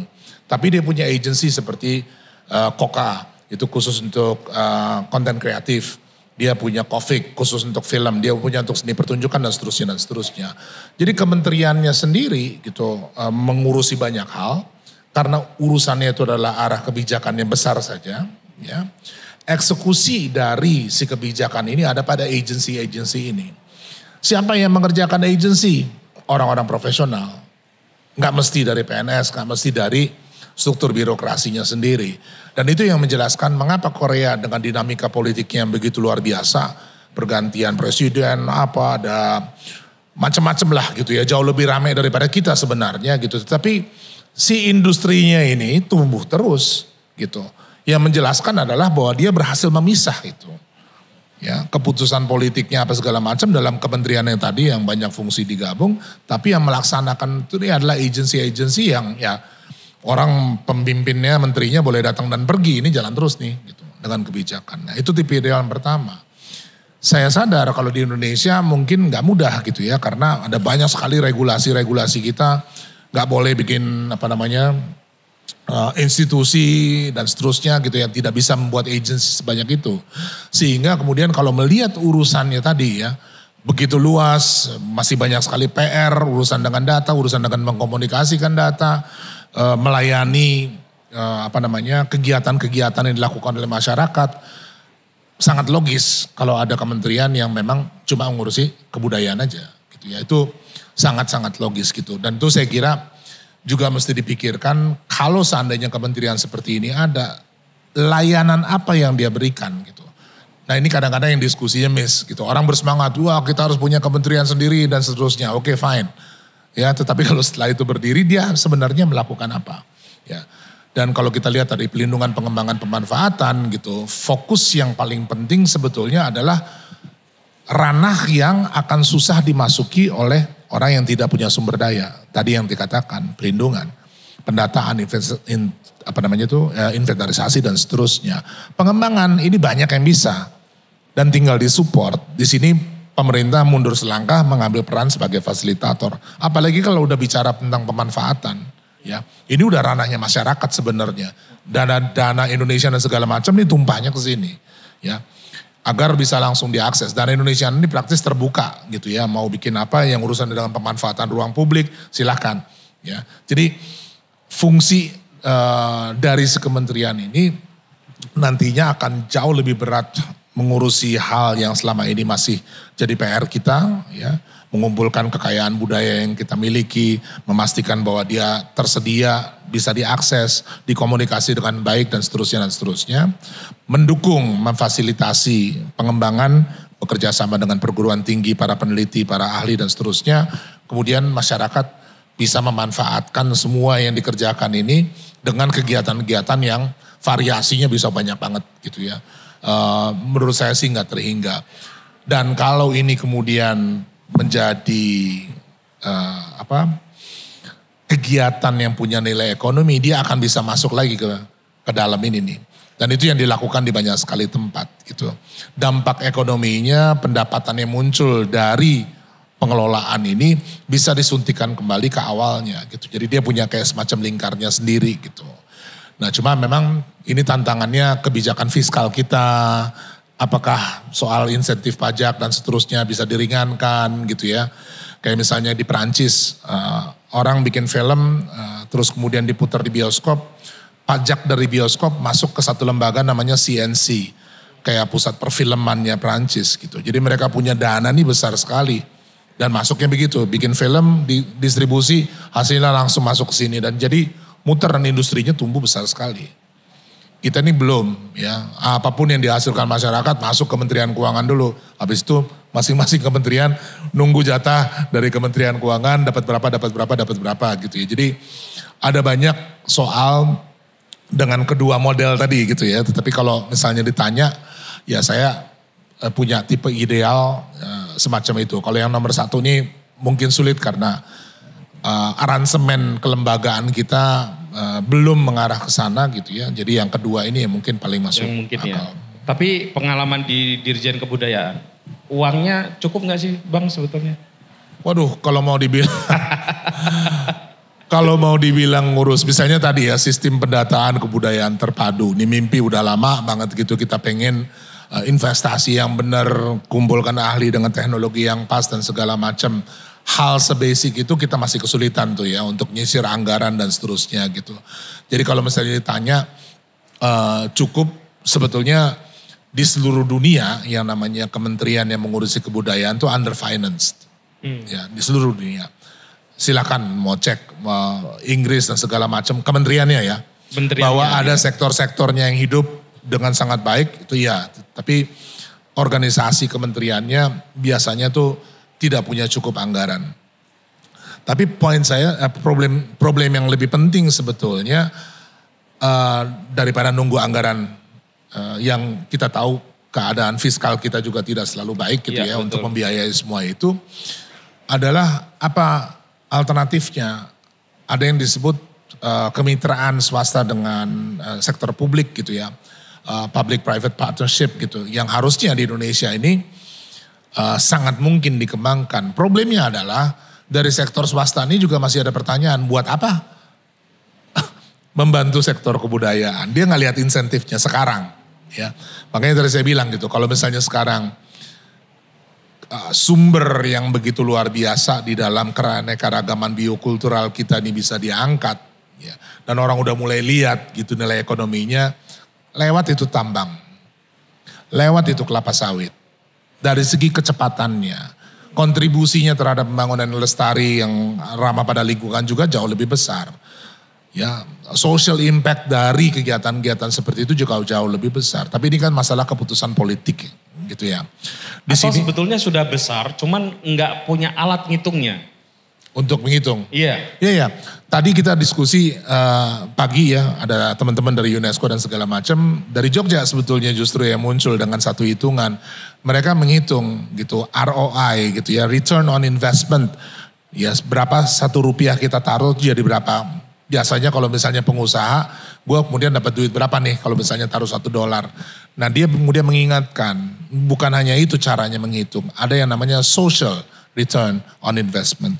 Jadi dampak sosial dari investasi yang kita lakukan ini seberapa besar. Kalau misalnya bicara di kebudayaan, seringkali kita pikir tentang cost, ya keluar duit aja tuh. Ya, ada kegiatan nggak ditonton orang atau ditonton orang tapi gratis, ya sehingga nggak ada return secara finansial. Yang kita sering lupa dari perhelatan perkumpulan seperti ini aja, dan misalnya sekarang ini dengan podcast gitu ya, orang pulang terinspirasi, ya. Secara sosial dampaknya cukup besar. Nah sekarang ada yang mulai menghitung valuasinya dari dampak sosial itu berapa. Ya, minimal dengan duduk di sini nggak tawuran. Ya minimal dengan duduk di sini nggak bikin macam-macam di sana. Itu ada costnya. Ya ada nilainya. Gitu. Orang sekarang mulai melakukan kuantifikasi terhadap itu. Dan saya kira ke depan sih memang mestinya menghitung itu. Bahwa banyak sekali kegiatan-kegiatan yang dilakukan. Mungkin tidak punya nilai ekonomi dalam pengertian langsung menghasilkan uang gitu ya. Tetapi dampaknya secara sosial kultural itu luar biasa besar gitu. Dan itu ranah di kebudayaan ya. Yang memang kontribusi lebih besarnya saat ini masih pada reproduksi sosial kita nih. Ya, menjadi lebih apalah ya terinspirasi dan seterusnya di level yang sifatnya nggak kelihatan gitu ya. Betul. Ya teman-teman, ternyata ada sesi tanya jawab. Apakah Anda tertarik untuk bertanya? Itu dulu. Oh ada rupanya ya. Coba tolong. Oke, 3 saja ya. 3 saja. Saya ambil 1, 2, 3 yang paling belakang. Ada perempuan? Perwakilan perempuan? Oke, 3 aja ya. Silakan. Tolong dibantu Mas, Mbak. Nama kepada siapa? Saya Gosi Raffi. Saya pengen bertanya ke Pak Dirjen nih. Juga sebenarnya nanti akan nyambung-nyambung ke teknologi juga gitu. Nah, saya kan pernah dibilangin sama dosen saya kan, kalau mau belajar yang komplit tentang naskah, tentang kebudayaan Indonesia, tentang peninggalan Indonesia, itu pergilah ke Leiden. Nah, artinya apa? Artinya ternyata di Leiden itu lebih lengkap, lebih komplit dibandingkan repository yang ada di Indonesia. Nah, dari kedirjenan ini sendiri ini atau dari pemerintah itu kira-kira ada langkah-langkah seperti apa gitu yang bisa akhirnya yang ada di Belanda itu bisa tersampaikan ke Indonesia gitu. Nah, itu kan nanti kan mungkin akan masuk ke ranah teknologi mungkin itu kan bisa mungkin pakai AI atau apa gitu kan, itu kan sebenarnya bisa kan gitu kan. Iya. Nah, mungkin saya pengen tanya itu sama tanya satu lagi, boleh nggak? Boleh nggak? Boleh. Ini terkait kemarin saya kan mau coba syafaat juga kan. Apa? Mau coba syafaat. Oh, sama Gus Sabrang ya? Ya. Kemarin nggak datang. Kemarin yang datang Tante Mendut. Ya. Mas Sabrang datang nggak? Enggak. Waduh. Jadi dia kayak lebih menyindir kayak pemerintah gitu kan dengan anggaran yang segitu. Katanya ingin meningkatkan ini apalah ekonomi lah segalanya, tapi mereka tidak turun ke desa gitu. Mereka tidak melihat dinamika yang ada di desa. Mereka tidak turun di desa gitu. Sebentar. Kita kasih tepuk tangan itu supaya nggak nanggung, silakan tepuk tangan. Ya. Terima kasih. Saya pengen lanjutkan kritik dari Pak Tanto Mendut ya, yang semalam aja yang diteruskan sekarang nih, mumpung lagi ada Mas Sabrang juga. Iya. Mas Sabrang dan Pak Dirjen coba menjawab itu ya. Bener nggak tuh kayak gitu ya. Terima kasih Raffi ya. Iya. Raffi nama Anda ya. Boleh. Filsafat. Filsafat. Kok bisa Anda masuk filsafat? Filsafat mana dulu nih? UGM lah. Oh ada. Karena saya. Enggak kan? Ya, terima kasih. Oke, Raffi, jelas pertanyaannya ya. Silakan Dek ya. Itu tuh Mas G. Iya, boleh. Buka topi dulu biar cewek-cewek bisa melihat ketampanan Anda. Iya. Wajahnya filsuf ini. Permisi Mas. Oh, boleh maju. Iya, biar gantengnya makin kelihatan. Iya, silakan. Terima kasih. Terima kasih teman-teman hadirin sudah memperkenankan saya bertanya. Yang memperkenankan Anda saya. Oh iya, maksudnya mau memperkenankan mewakili. Ya. Perkenalkan nama saya Yusuf Musa. Sebagai konteks, saya awam di kebudayaan, tapi untung tadi Mas Putut membesarkan hati saya karena saya dari pertanian, jadi budi landoyonya begitu. Iya. Satu pertanyaan untuk masing-masing Bapak Dirjen dan Mas Sabrang.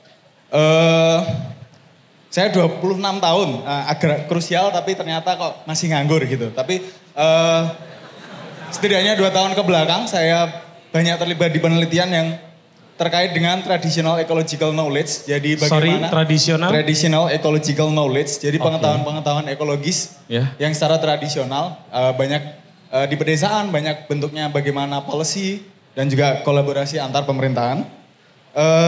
Satu pertanyaan mendasar, bagaimana kedirjenan terutama Bapak Dirjen berpartisipasi sebagaimana tadi keyword yang Bapak sampaikan secara kolaboratif untuk mengatasi permasalahan yang sifatnya intergenerasional, lintas generasi begitu seperti perubahan iklim. Mungkin itu kalau untuk Bapak Dirjen. Iya. Lalu untuk Mas Sabrang, saya sepakat bagaimana informasi kebudayaan yang dengan emergensinya menjadi, kalau saya tadi nganggap itu sebagai lawuh. Jadi siap untuk saya santap dan teman-teman muda ini menyantap lawuh informasi kebudayaan dan juga untuk segera dikembangkan. Anda pengennya ikut menyantap ya? Tidak ikut memasak? Ya nanti di prosesnya pasti akan digulik begitu. Siap. Ada sedikit mungkin bisa jadi kritik sosial Mas Sabrang. Bagaimana agenda setting setidaknya ataupun konteks setting di wilayah Yogyakarta ini. Mungkin teman-teman juga tahu 5 atau mungkin beberapa tahun ke belakang banyak inisiasi kebudayaan yang didanai oleh Danais. Seperti mungkin ada perhelatan seni, ada jadilan ataupun produk-produk seperti mungkin ada Merti Deso yang didanai secara pemerintahan. Tapi ada juga permasalahan sosial seperti sampah dan juga kejahatan jalanan, kelitih dan segala macamnya juga khawatirnya menjadi budaya yang kayaknya kita malu kalau itu menjadi budaya. Tapi bagaimana budaya ini ataupun konteks setting ini dapat di-capture yang khawatirnya menjadi representasi keterwakilan budaya yang setidaknya di daerah istimewa Yogyakarta ini. Mungkin itu saja. Anda sudah sarjana? Sudah. Berarti Anda nggak nganggur karena tadi ini ya, kegiatan Anda kan luar biasa itu. Iya, tapi belum butuh bantuan Dirjen Kebudayaan kayaknya. Belum jadi mantu idaman. Nganggur tuh maksudnya nggak dapat uang dari situ gitu ya? Atau belum jelas? Iya, karena tidak ada SK mungkin kalau calon mantu idaman. Tapi kan kegiatan Anda berguna ya? Semoga di masa mendatang. Iya, luar biasa kegiatan Anda. Tepuk tangan. Oke. Terima kasih. Terakhir tadi yang di belakang ya. Iya, silakan. Selamat malam teman-teman, perkenalkan saya Dul, Pak. Kowe ora ngacung, maju takon. Ngacok Pak. Iya. Saya perkenalkan saya Dul, saya kebetulan sekarang terlibat di satu komunitas kebudayaan di Pondok Pesantren Budaya dan juga mengampu satu media kebudayaan namanya Langgar.co Suluk Kebudayaan Indonesia gitu. Saya juga penikmat dari podcastnya Pak Hilman Farid Jalin dan saya pengen bertanya bahwa kebudayaan itu yang paling penting menurut saya adalah pengetahuannya gitu, dan yang selama ini saya maknai sebagai budaya adalah tontonan, tuntunan, dan tantangan. Itu yang saya pelajari dari apa yang saya warisi di pedesaan. Ya, apa yang saya tangkap dari Sunan Kalijaga sering mengatakan demikian. Dan selama ini yang saya rasakan ketika saya menghidupi Langgar.co Pondok Budaya itu memang ada satu PR soal bagaimana menjembatani pengetahuan itu bisa diakses oleh semua kalangan, terutama di generasi kita. Banyak teman-teman saya juga beberapa kali ikut di beberapa festival gitu. PR-nya adalah bagaimana sih pengetahuan ini bisa kemudian populer. Selama ini pengetahuan itu banyak.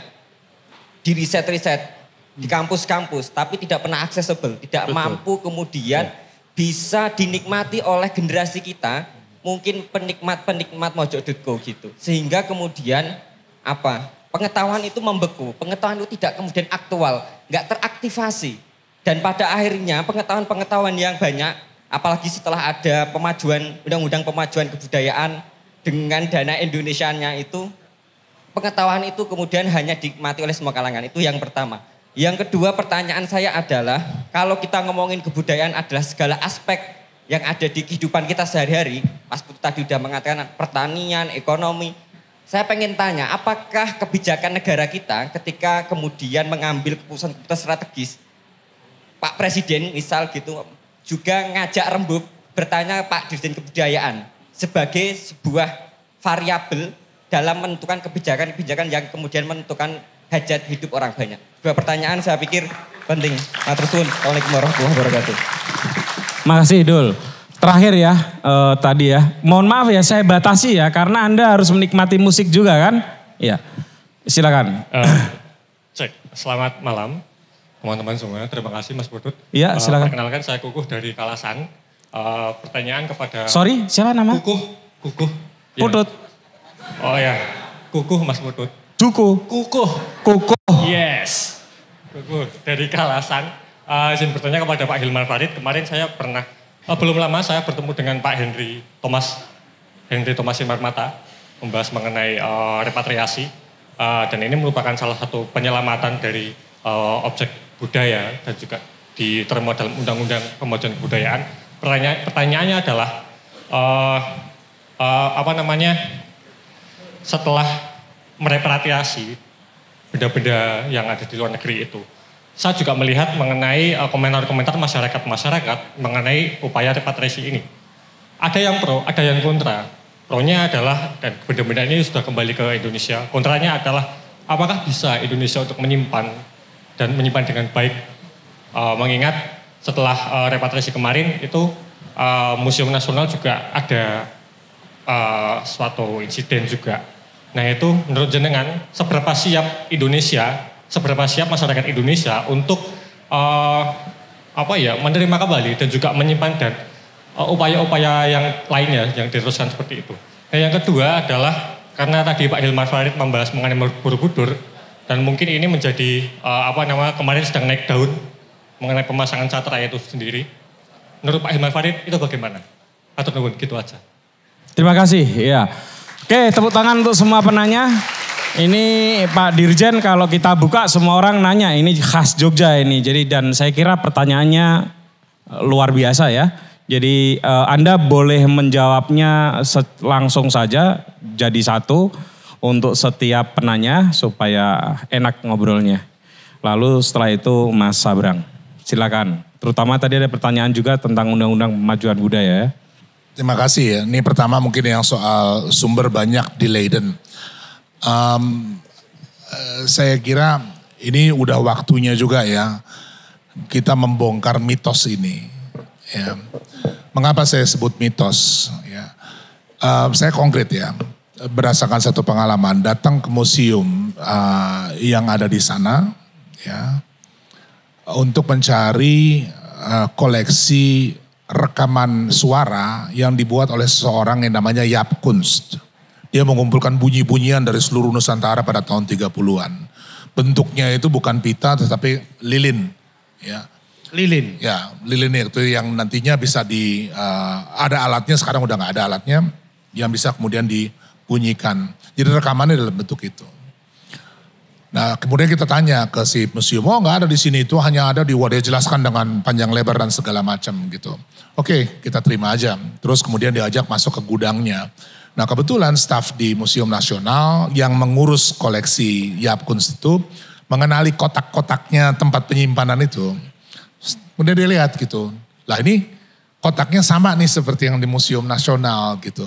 Coba dong diturunin dibuka, ya betul isinya itu.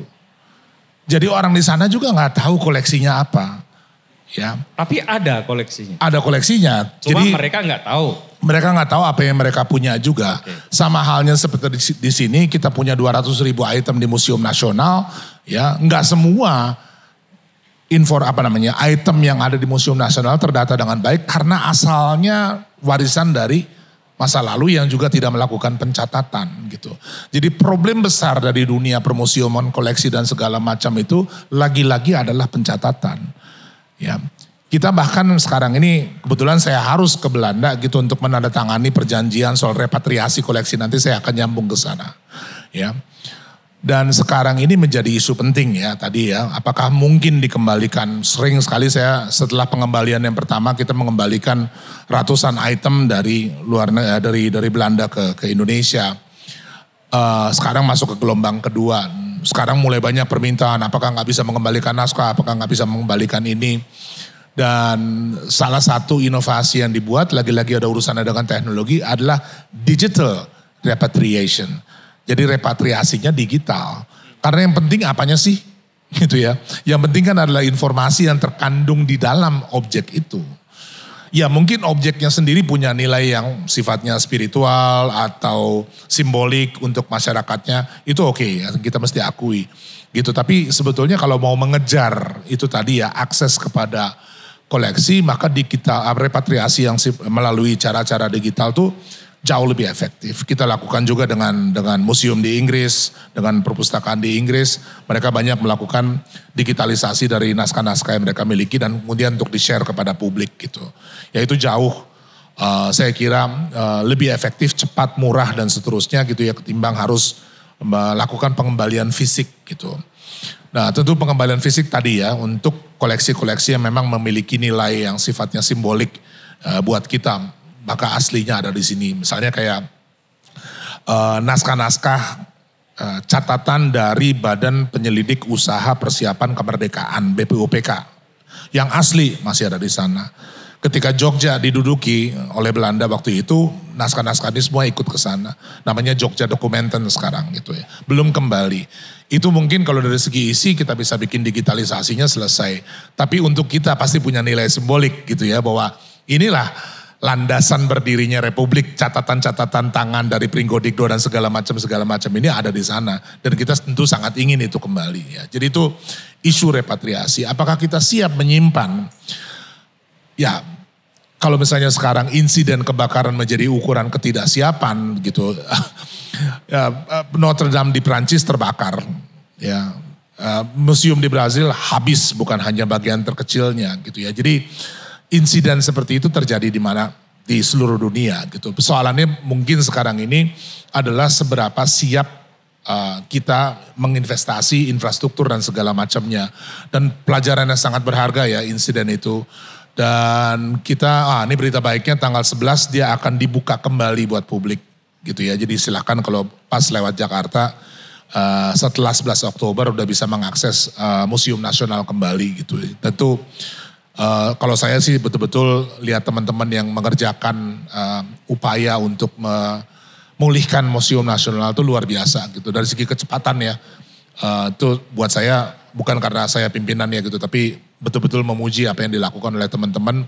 Sangat cepat, bulan April kejadian, sekarang gitu dalam bulan Oktober mereka udah bisa buka kembali. Nah, menarik tadi tuh soal lintas generasi, gimana memastikan itu berlanjut. Nah saya karena baru kebetulan ketemu sama teman-teman di Alor, bahasa memegang peranan kunci. Nah ini nih soal biocultural diversity. Alam, kebudayaan, dan bahasa jadi kunci. Ya, karena begini, ikan di laut yang kita lihat, ya, punya karakteristik yang berbeda-beda juga. Ada ikan yang migrasi dari utara ke selatan pada musim tertentu lewat, ada namanya. Ya, ikan serupa yang buat kita orang kota nih sama aja sebenarnya gitu ya. Dia kerapu-kerapu juga gitu. Punya nama yang berbeda karena datang pada waktu yang berbeda. Jadi orang menggunakan bahasa untuk menandai kan alam itu ya. Dia memberi nama pada satu-satu gitu. Secara spesifik berdasarkan pengalaman langsung yang dia alami. Berlaku juga untuk tanaman. Mangga di sana ada yang namanya mangga kelapa. Gitu mirip dengan queenie tapi beda. Ya. Dan itu variasi dari kekayaan alam itu direkam di dalam bahasa. Yang sialnya kalau misalnya sekarang kita menggunakan taksonomi ya dari sistem pengetahuan yang berbeda, hilang keunggulan itu. Ya. Karena mereka udah tahu nih mangga ini enak untuk dimakan dengan ini dan itu dan segala macam gitu. Udah punya nama masing-masing. Nah memastikan ya bahwa pengetahuan tidak hilang melalui bahasa. Jadi gerakan yang dibikin di sana oleh teman-teman di Alor itu mengajarkan kembali bahasa itu. Ya, mungkin bagi sebagian orang udahlah ambil praktisnya aja. Kan semua orang udah berbahasa Indonesia, untuk apa lagi belajar bahasa daerah seperti itu. Nah, sekarang kalau kita lihat ya, kegunaannya memang bukan hanya untuk mengkomunikasikan pemikiran dan seterusnya atau mengkomunikasikan gagasan gitu ya, tetapi untuk memastikan seluruh pengetahuan yang sangat spesifik mengenai alam yang sangat spesifik itu tersimpan ya di dalam kata. Di dalam mereka kemudian menggunakan kata kerja gitu ya untuk menghubungkan si objek-objek yang mereka lihat itu secara sangat spesifik. Dan bahasa punya keunikan karena dia apalagi lisan ya intonasi bunyi di dalam bahasa Abui yang ada di sana sebetulnya itu akar bahasanya dari Papua. Intonasi sangat menentukan gitu ya. Jadi mereka punya konsonan, vokal dan segala macam yang cukup kompleks gitu. Tapi lisan nggak tertulis ya, nggak punya aksara gitu. Jadi mempelajari semua itu sebetulnya kita sedang menyelami nih kekayaan yang luar biasa gitu yang diwariskan dari masa lalu gitu. Dan kalau ini di-tap, dikombinasi dengan sains, teknologi dan segala macam, saya bisa bayangkan gitu ya dari Alor ini lahir kekuatan luar biasa. Sialnya banyak sekali daerah-daerah yang menyimpan kekayaan, masih menyimpan karena bahasanya masih intact, nggak seperti di perkotaan yang udah praktis seragam berbahasa Indonesia, makin lama juga makin bahasa Indonesia yang universal gitu ya, dibanding yang partikular itu justru daerah-daerah yang sekarang disebut terluar, terdepan, tertinggal, ya. Padahal di sini nih, ya ranah di wilayah di mana kita akan menemukan kekayaan biokultural yang luar biasa gitu.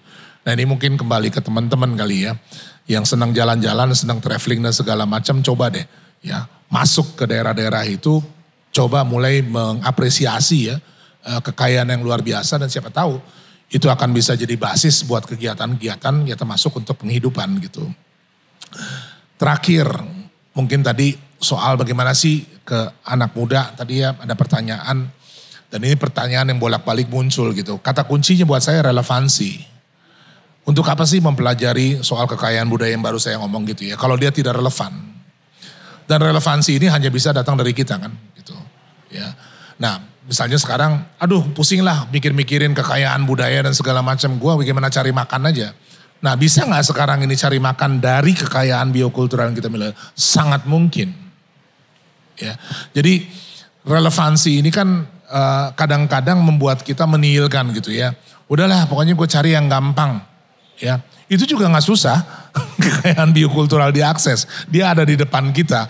Problemnya adalah kita unfolding gitu. Mau gak membuka tutupnya. Dan kemudian masuk menyelaminya gitu. Jadi buat saya persoalan relevansi ini.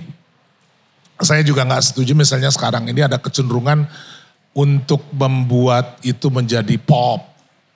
Dengan alasan memudahkan akses dan segala macam, tapi justru akhirnya berakhir dengan meremehkan.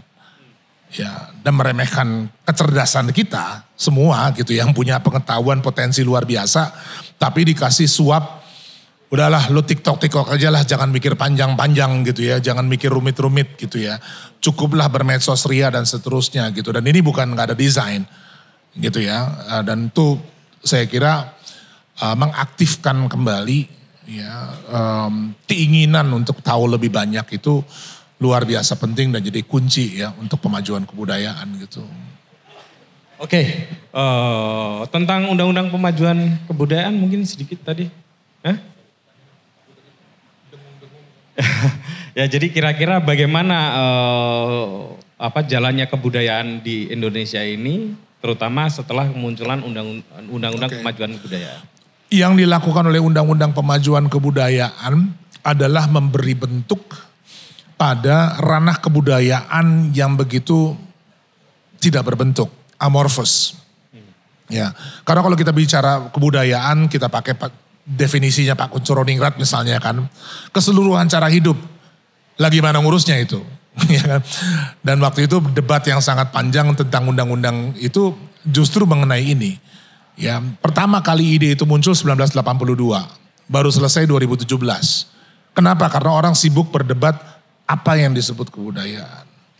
Nah kita mikir gitu daripada berdebat mengenai apa itu kebudayaan, identifikasi aja ya. Yang muncul manifestasinya karena Pak Kun kan bilang ada 3 hal gitu ya. Artefak, mantifak, dan institusi. Udah itu aja 3. Ya, lihat sekarang di lapangan dan terbuka untuk revisi bahwa kita suatu saat akan punya pengertian-pengertian baru. Ketika pakai pendekatan lebih praktis itu menjadi jauh lebih mudah. Dan sekarang gitu ya, karena dia sudah punya bentuk 10 objek pemajuan kebudayaan, ada cagar budaya dan seterusnya, ada tugas pelindungan pengembangan pemanfaatan, bentuknya mulai kelihatan gitu ya. Saya nggak bilang bahwa ini ideal, tetapi paling nggak ini sekarang udah mulai bergulir. Ya, yang sebelumnya kita susah memegangnya saja kita susah gitu ya. Mau diurus bagaimana kebudayaan akhirnya hanya fokus kepada yang betul-betul manifest seni dan warisan budaya udah. Ya, dan itu yang dilakukan UNESCO pada tahun 70-an ya kita warisi aja. Sekarang UNESCO juga ada jauh berubah dan tadi pagi perwakilan UNESCO bilang dia salah satu penggemar dari undang-undang ini karena untuk pertama kalinya ya. Di dalam kebijakan publik mengenai kebudayaan itu ada semacam terobosan gitu. Ya, tidak lagi fokus hanya kepada seni dan warisan budaya, tetapi mulai memikirkan ranah-ranah seperti pengetahuan lokal dan seterusnya gitu. Jadi itu boleh dibilang ya satu terobosan. Apakah ini kemudian berbuah membuat kegiatan-kegiatan kebudayaan menjadi makin bervariasi? Kesan saya 10 tahun ada di kementerian, iya. Dulu orang susah menghubungkan kebudayaan dengan pangan misalnya. Dulu susah orang membayangkan kebudayaan ini ada hubungannya dengan pertanian, dengan lingkungan hidup, dengan krisis iklim gitu. Dulu orang susah membayangkan bahwa kebudayaan ini punya ada urusannya dengan teknologi, dengan matematika, dengan sains dan seterusnya gitu ya. Itu ranah-ranah yang dulunya tidak terhubung gitu. Sementara sekarang dengan adanya undang-undang ini udah mulai bisa orang lihat gitu ya. Koneksinya dari yang semula dianggap terpisah-pisah di dalam satu kesatuan gitu. Dan itu ya mungkin ya salah satu kontribusi dari adanya Undang-Undang Nomor 5 Tahun 2017. Oke, Sekarang silakan Mas Abraham. Menjawab apa yang perlu dijawab. Apa yang perlu dijawab? Ini tadi ngomong tentang Pak Tanto itu tadi kok nggak terlibat di desa ya, tapi dan seterusnya lah. Ada tadi tentang yang kedua, sopolah, rotok lali aku. Iya. Tapi intinya saya coba narik garis merah aja di antara itu semua. Kita memang belum menghargai betapa penting yang namanya bahasa. Kalau di Islam ada yang ngomong manusia pertama itu namanya Adam, disebut sebagai manusia pertama karena bisa diajarkan nama benda-benda dan bisa menyebutkannya. Iya. Kalau di konsep sains ada yang disebut sebagai homo symbolikum, manusia yang mampu menyimbolkan kenyataan menjadi sebuah dunia baru yang isinya simbol. Gimana menyimbolkan itu? Kan dengan kosakata. Artinya semakin presisi kosakatanya, dia bisa mengabstrasikan dunia real menjadi semakin jelas nih. Sehingga bahasa itu semua makhluk di dunia itu bisa berkomunikasi. Tapi komunikasi ada dua jenis, yaitu signaling dan satu bahasa. Ayam bisa signaling, petok-petoknya berbeda ketika ancamannya berbeda. Tapi hanya manusia yang bisa berbahasa. Apa bedanya signal dengan bahasa? Bahasa itu bisa travel time. Sehingga makhluk yang bisa menggunakan bahasa, dia bisa membayangkan masa depan karena dia punya dunia simbolismenya dan dia bisa merekonstruksi masa lalu dengan alat bahasa itu. Jadi communality dalam sebuah society itu harus selalu disangga dengan presisi dalam bahasanya. Kebetulan bahasa Indonesia itu tidak terlalu presisi karena masih sangat muda. Bahasa Indonesia, kalau bahasa daerah jauh lebih presisi, umurnya jauh lebih panjang. Dan sifat bahasa itu menentukan output budayanya seperti apa. Kalau salah satu contoh misalnya, kalau di Jerman bahasanya sangat presisi, cari stand up comedy jadi sangat susah. Karena nggak bisa bikin narasi yang agak ambigu sedikit, ada twist di belakangnya karena harus presisi dari awal. Di Indonesia itu pidato pun bisa jadi stand up comedy. Kenapa? Karena bahasanya memang dituning untuk sastra dan untuk tertawa bersama-sama. Jadi Indonesia hidupnya hangat, tapi kalau ngomong presisi jadi bermasalah nih. Kan gitu. Nah, jadi betapa penting yang namanya bahasa. Ini tadi misalnya gini, Anda tanya, kenapa kok pemerintah nggak mau ikut di masyarakat, terus kemudian bikin program-program tapi nggak tahu dinamikanya. Saya balik lagi, ini pada definisi, balik-balik kita harus pada definisi komunal, makna sesuatu itu apa sih? Contohnya misalnya gini, pendidikan. Pernah ada yang membaca definisi pendidikan di KBBI. Itu definisinya bukan life cycle, itu definisinya satu langkah. Bagaimana membentuk perilaku manusia. Ini mengandung asumsi yang berbahaya nih. Emang gurunya lebih tahu daripada muridnya tentang masa depan, kok membentuk perilaku. Sementara pada definisi bahasa Arab misalnya atau bahasa Jerman, itu memberi alat pengetahuan kepada manusia agar manusia bisa menentukan perilakunya sendiri. Itu parameter yang sama sekali berbeda. Itu pola pikir yang sama sekali berbeda. Ini juga yang dilakukan oleh mindsetnya pemerintah ketika membuat program adalah satu langkah. Itu untuk satu manusia nggak apa-apa. Saya punya goal, cita-cita ini. Satu langkah it's okay. Tapi kalau pemerintah tanggung jawabnya adalah kesinambungan society. Jadi yang dibangun adalah ekosistem. Kan seharusnya seperti itu, ekosistem agar dia bisa berdiri sendiri. Dalam sebuah ekosistem yang, contohnya gini, dalam sebuah ekosistem yang sustain, itu ada primer requirement. Contohnya primer requirement-nya, fairness. Pemerintah nomor satu harus menyediakan fairness. Tanpa ada fairness, tidak akan jalan terus nih yang namanya permainan. Game apa aja, kalau nggak fair, orang nggak akan mau main game itu. Dan kalau fairness-nya saja sudah tidak dirasakan oleh masyarakat, pertanyaan masyarakat adalah sederhana. Saya ngapain ikut serta dalam struktur ini? Wong saya tidak disediakan fairness-nya kok. Ini enak-enak aja dibentuk sedemikian rupa kok. Saya cuma jadi pelengkap penderita. Apalagi saya tidak ikut serta. Katanya saya suruh bangun Indonesia. Wong apa yang terjadi di Indonesia saja saya tidak dikasih tahu kok. Tahu-tahu cuma suruh nyoblos. Tahu-tahu cuma suruh, enggak tak terus terang aja. Oke. Bang, kalau Direktorat Jenderal Kebudayaan nih, Enggak. Maksudnya saya pengen menggarisbawahi betapa pentingnya yang namanya bahasa. Yuk benar-benar memperhatikan itu untuk kesinambungan hidup kita bersama sebagai society. Iya. Itu aja. Oh, terus mutung. Ingat ya teman-teman, fairness. Iya. Ya, cukup. Anda sudah tahu apa yang dimaksud. Itu pikiran Anda, itu konteks setting Anda, saya enggak kok. Wong mau nambahin, ngapain saya disuruh nyoblos? Loh, Mahdi terus-terus ke. Itu salah satu contoh saja, saudara. Jangan terlalu berpikir gitulah. Oke, teman-teman. Aduh, mohon maaf ya, ini obrolannya lewat batas waktu. Terima kasih Pak Dirjen. Ya, sebetulnya Anda selalu kayak gini nih ya. Mungkin ada sesi mendengarkan anak-anak muda Jogja yang memang kosmopolitan dari berbagai tempat. Mereka berinteraksi, berdinamika di satu kota ini. Kalau saya buka semua orang nanya itu Pak Dirjen. Iya, terima kasih Mas Abrang yang sudah menjembatani banyak hal. Terutama terus ngomongin soal teknologi yang orang sering nggak menganggap itu penting gitu ya. Terutama dalam hal aplikasinya terhadap kebudayaan kita gitu. Terima kasih untuk dua pembicara kita. Tepuk tangan. Silakan bisa undur diri. Sekali lagi Pak Dirjen. Mungkin 10 tahun ditutup dengan, bukan ditutup sih. Mungkin ada refleksi dalam bentuk buku gitu ya. Ya, pengalaman Anda 10 tahun ya. Walaupun mungkin nanti jadi menteri, tapi kan tetap butuh itu. Iya kan? Enggak, supaya ya teman-teman kan bisa melakukan refleksi gitu ya. Apa sih sebenarnya problem di Direktorat Jenderal Kebudayaan nih? Soalnya memegang amanah besar budaya. Kalau di Jogja dulu yang namanya budayawan, itu ngomong apa saja boleh, salah pun nggak apa-apa. Terima kasih sekali lagi, tepuk tangan ya. Silakan.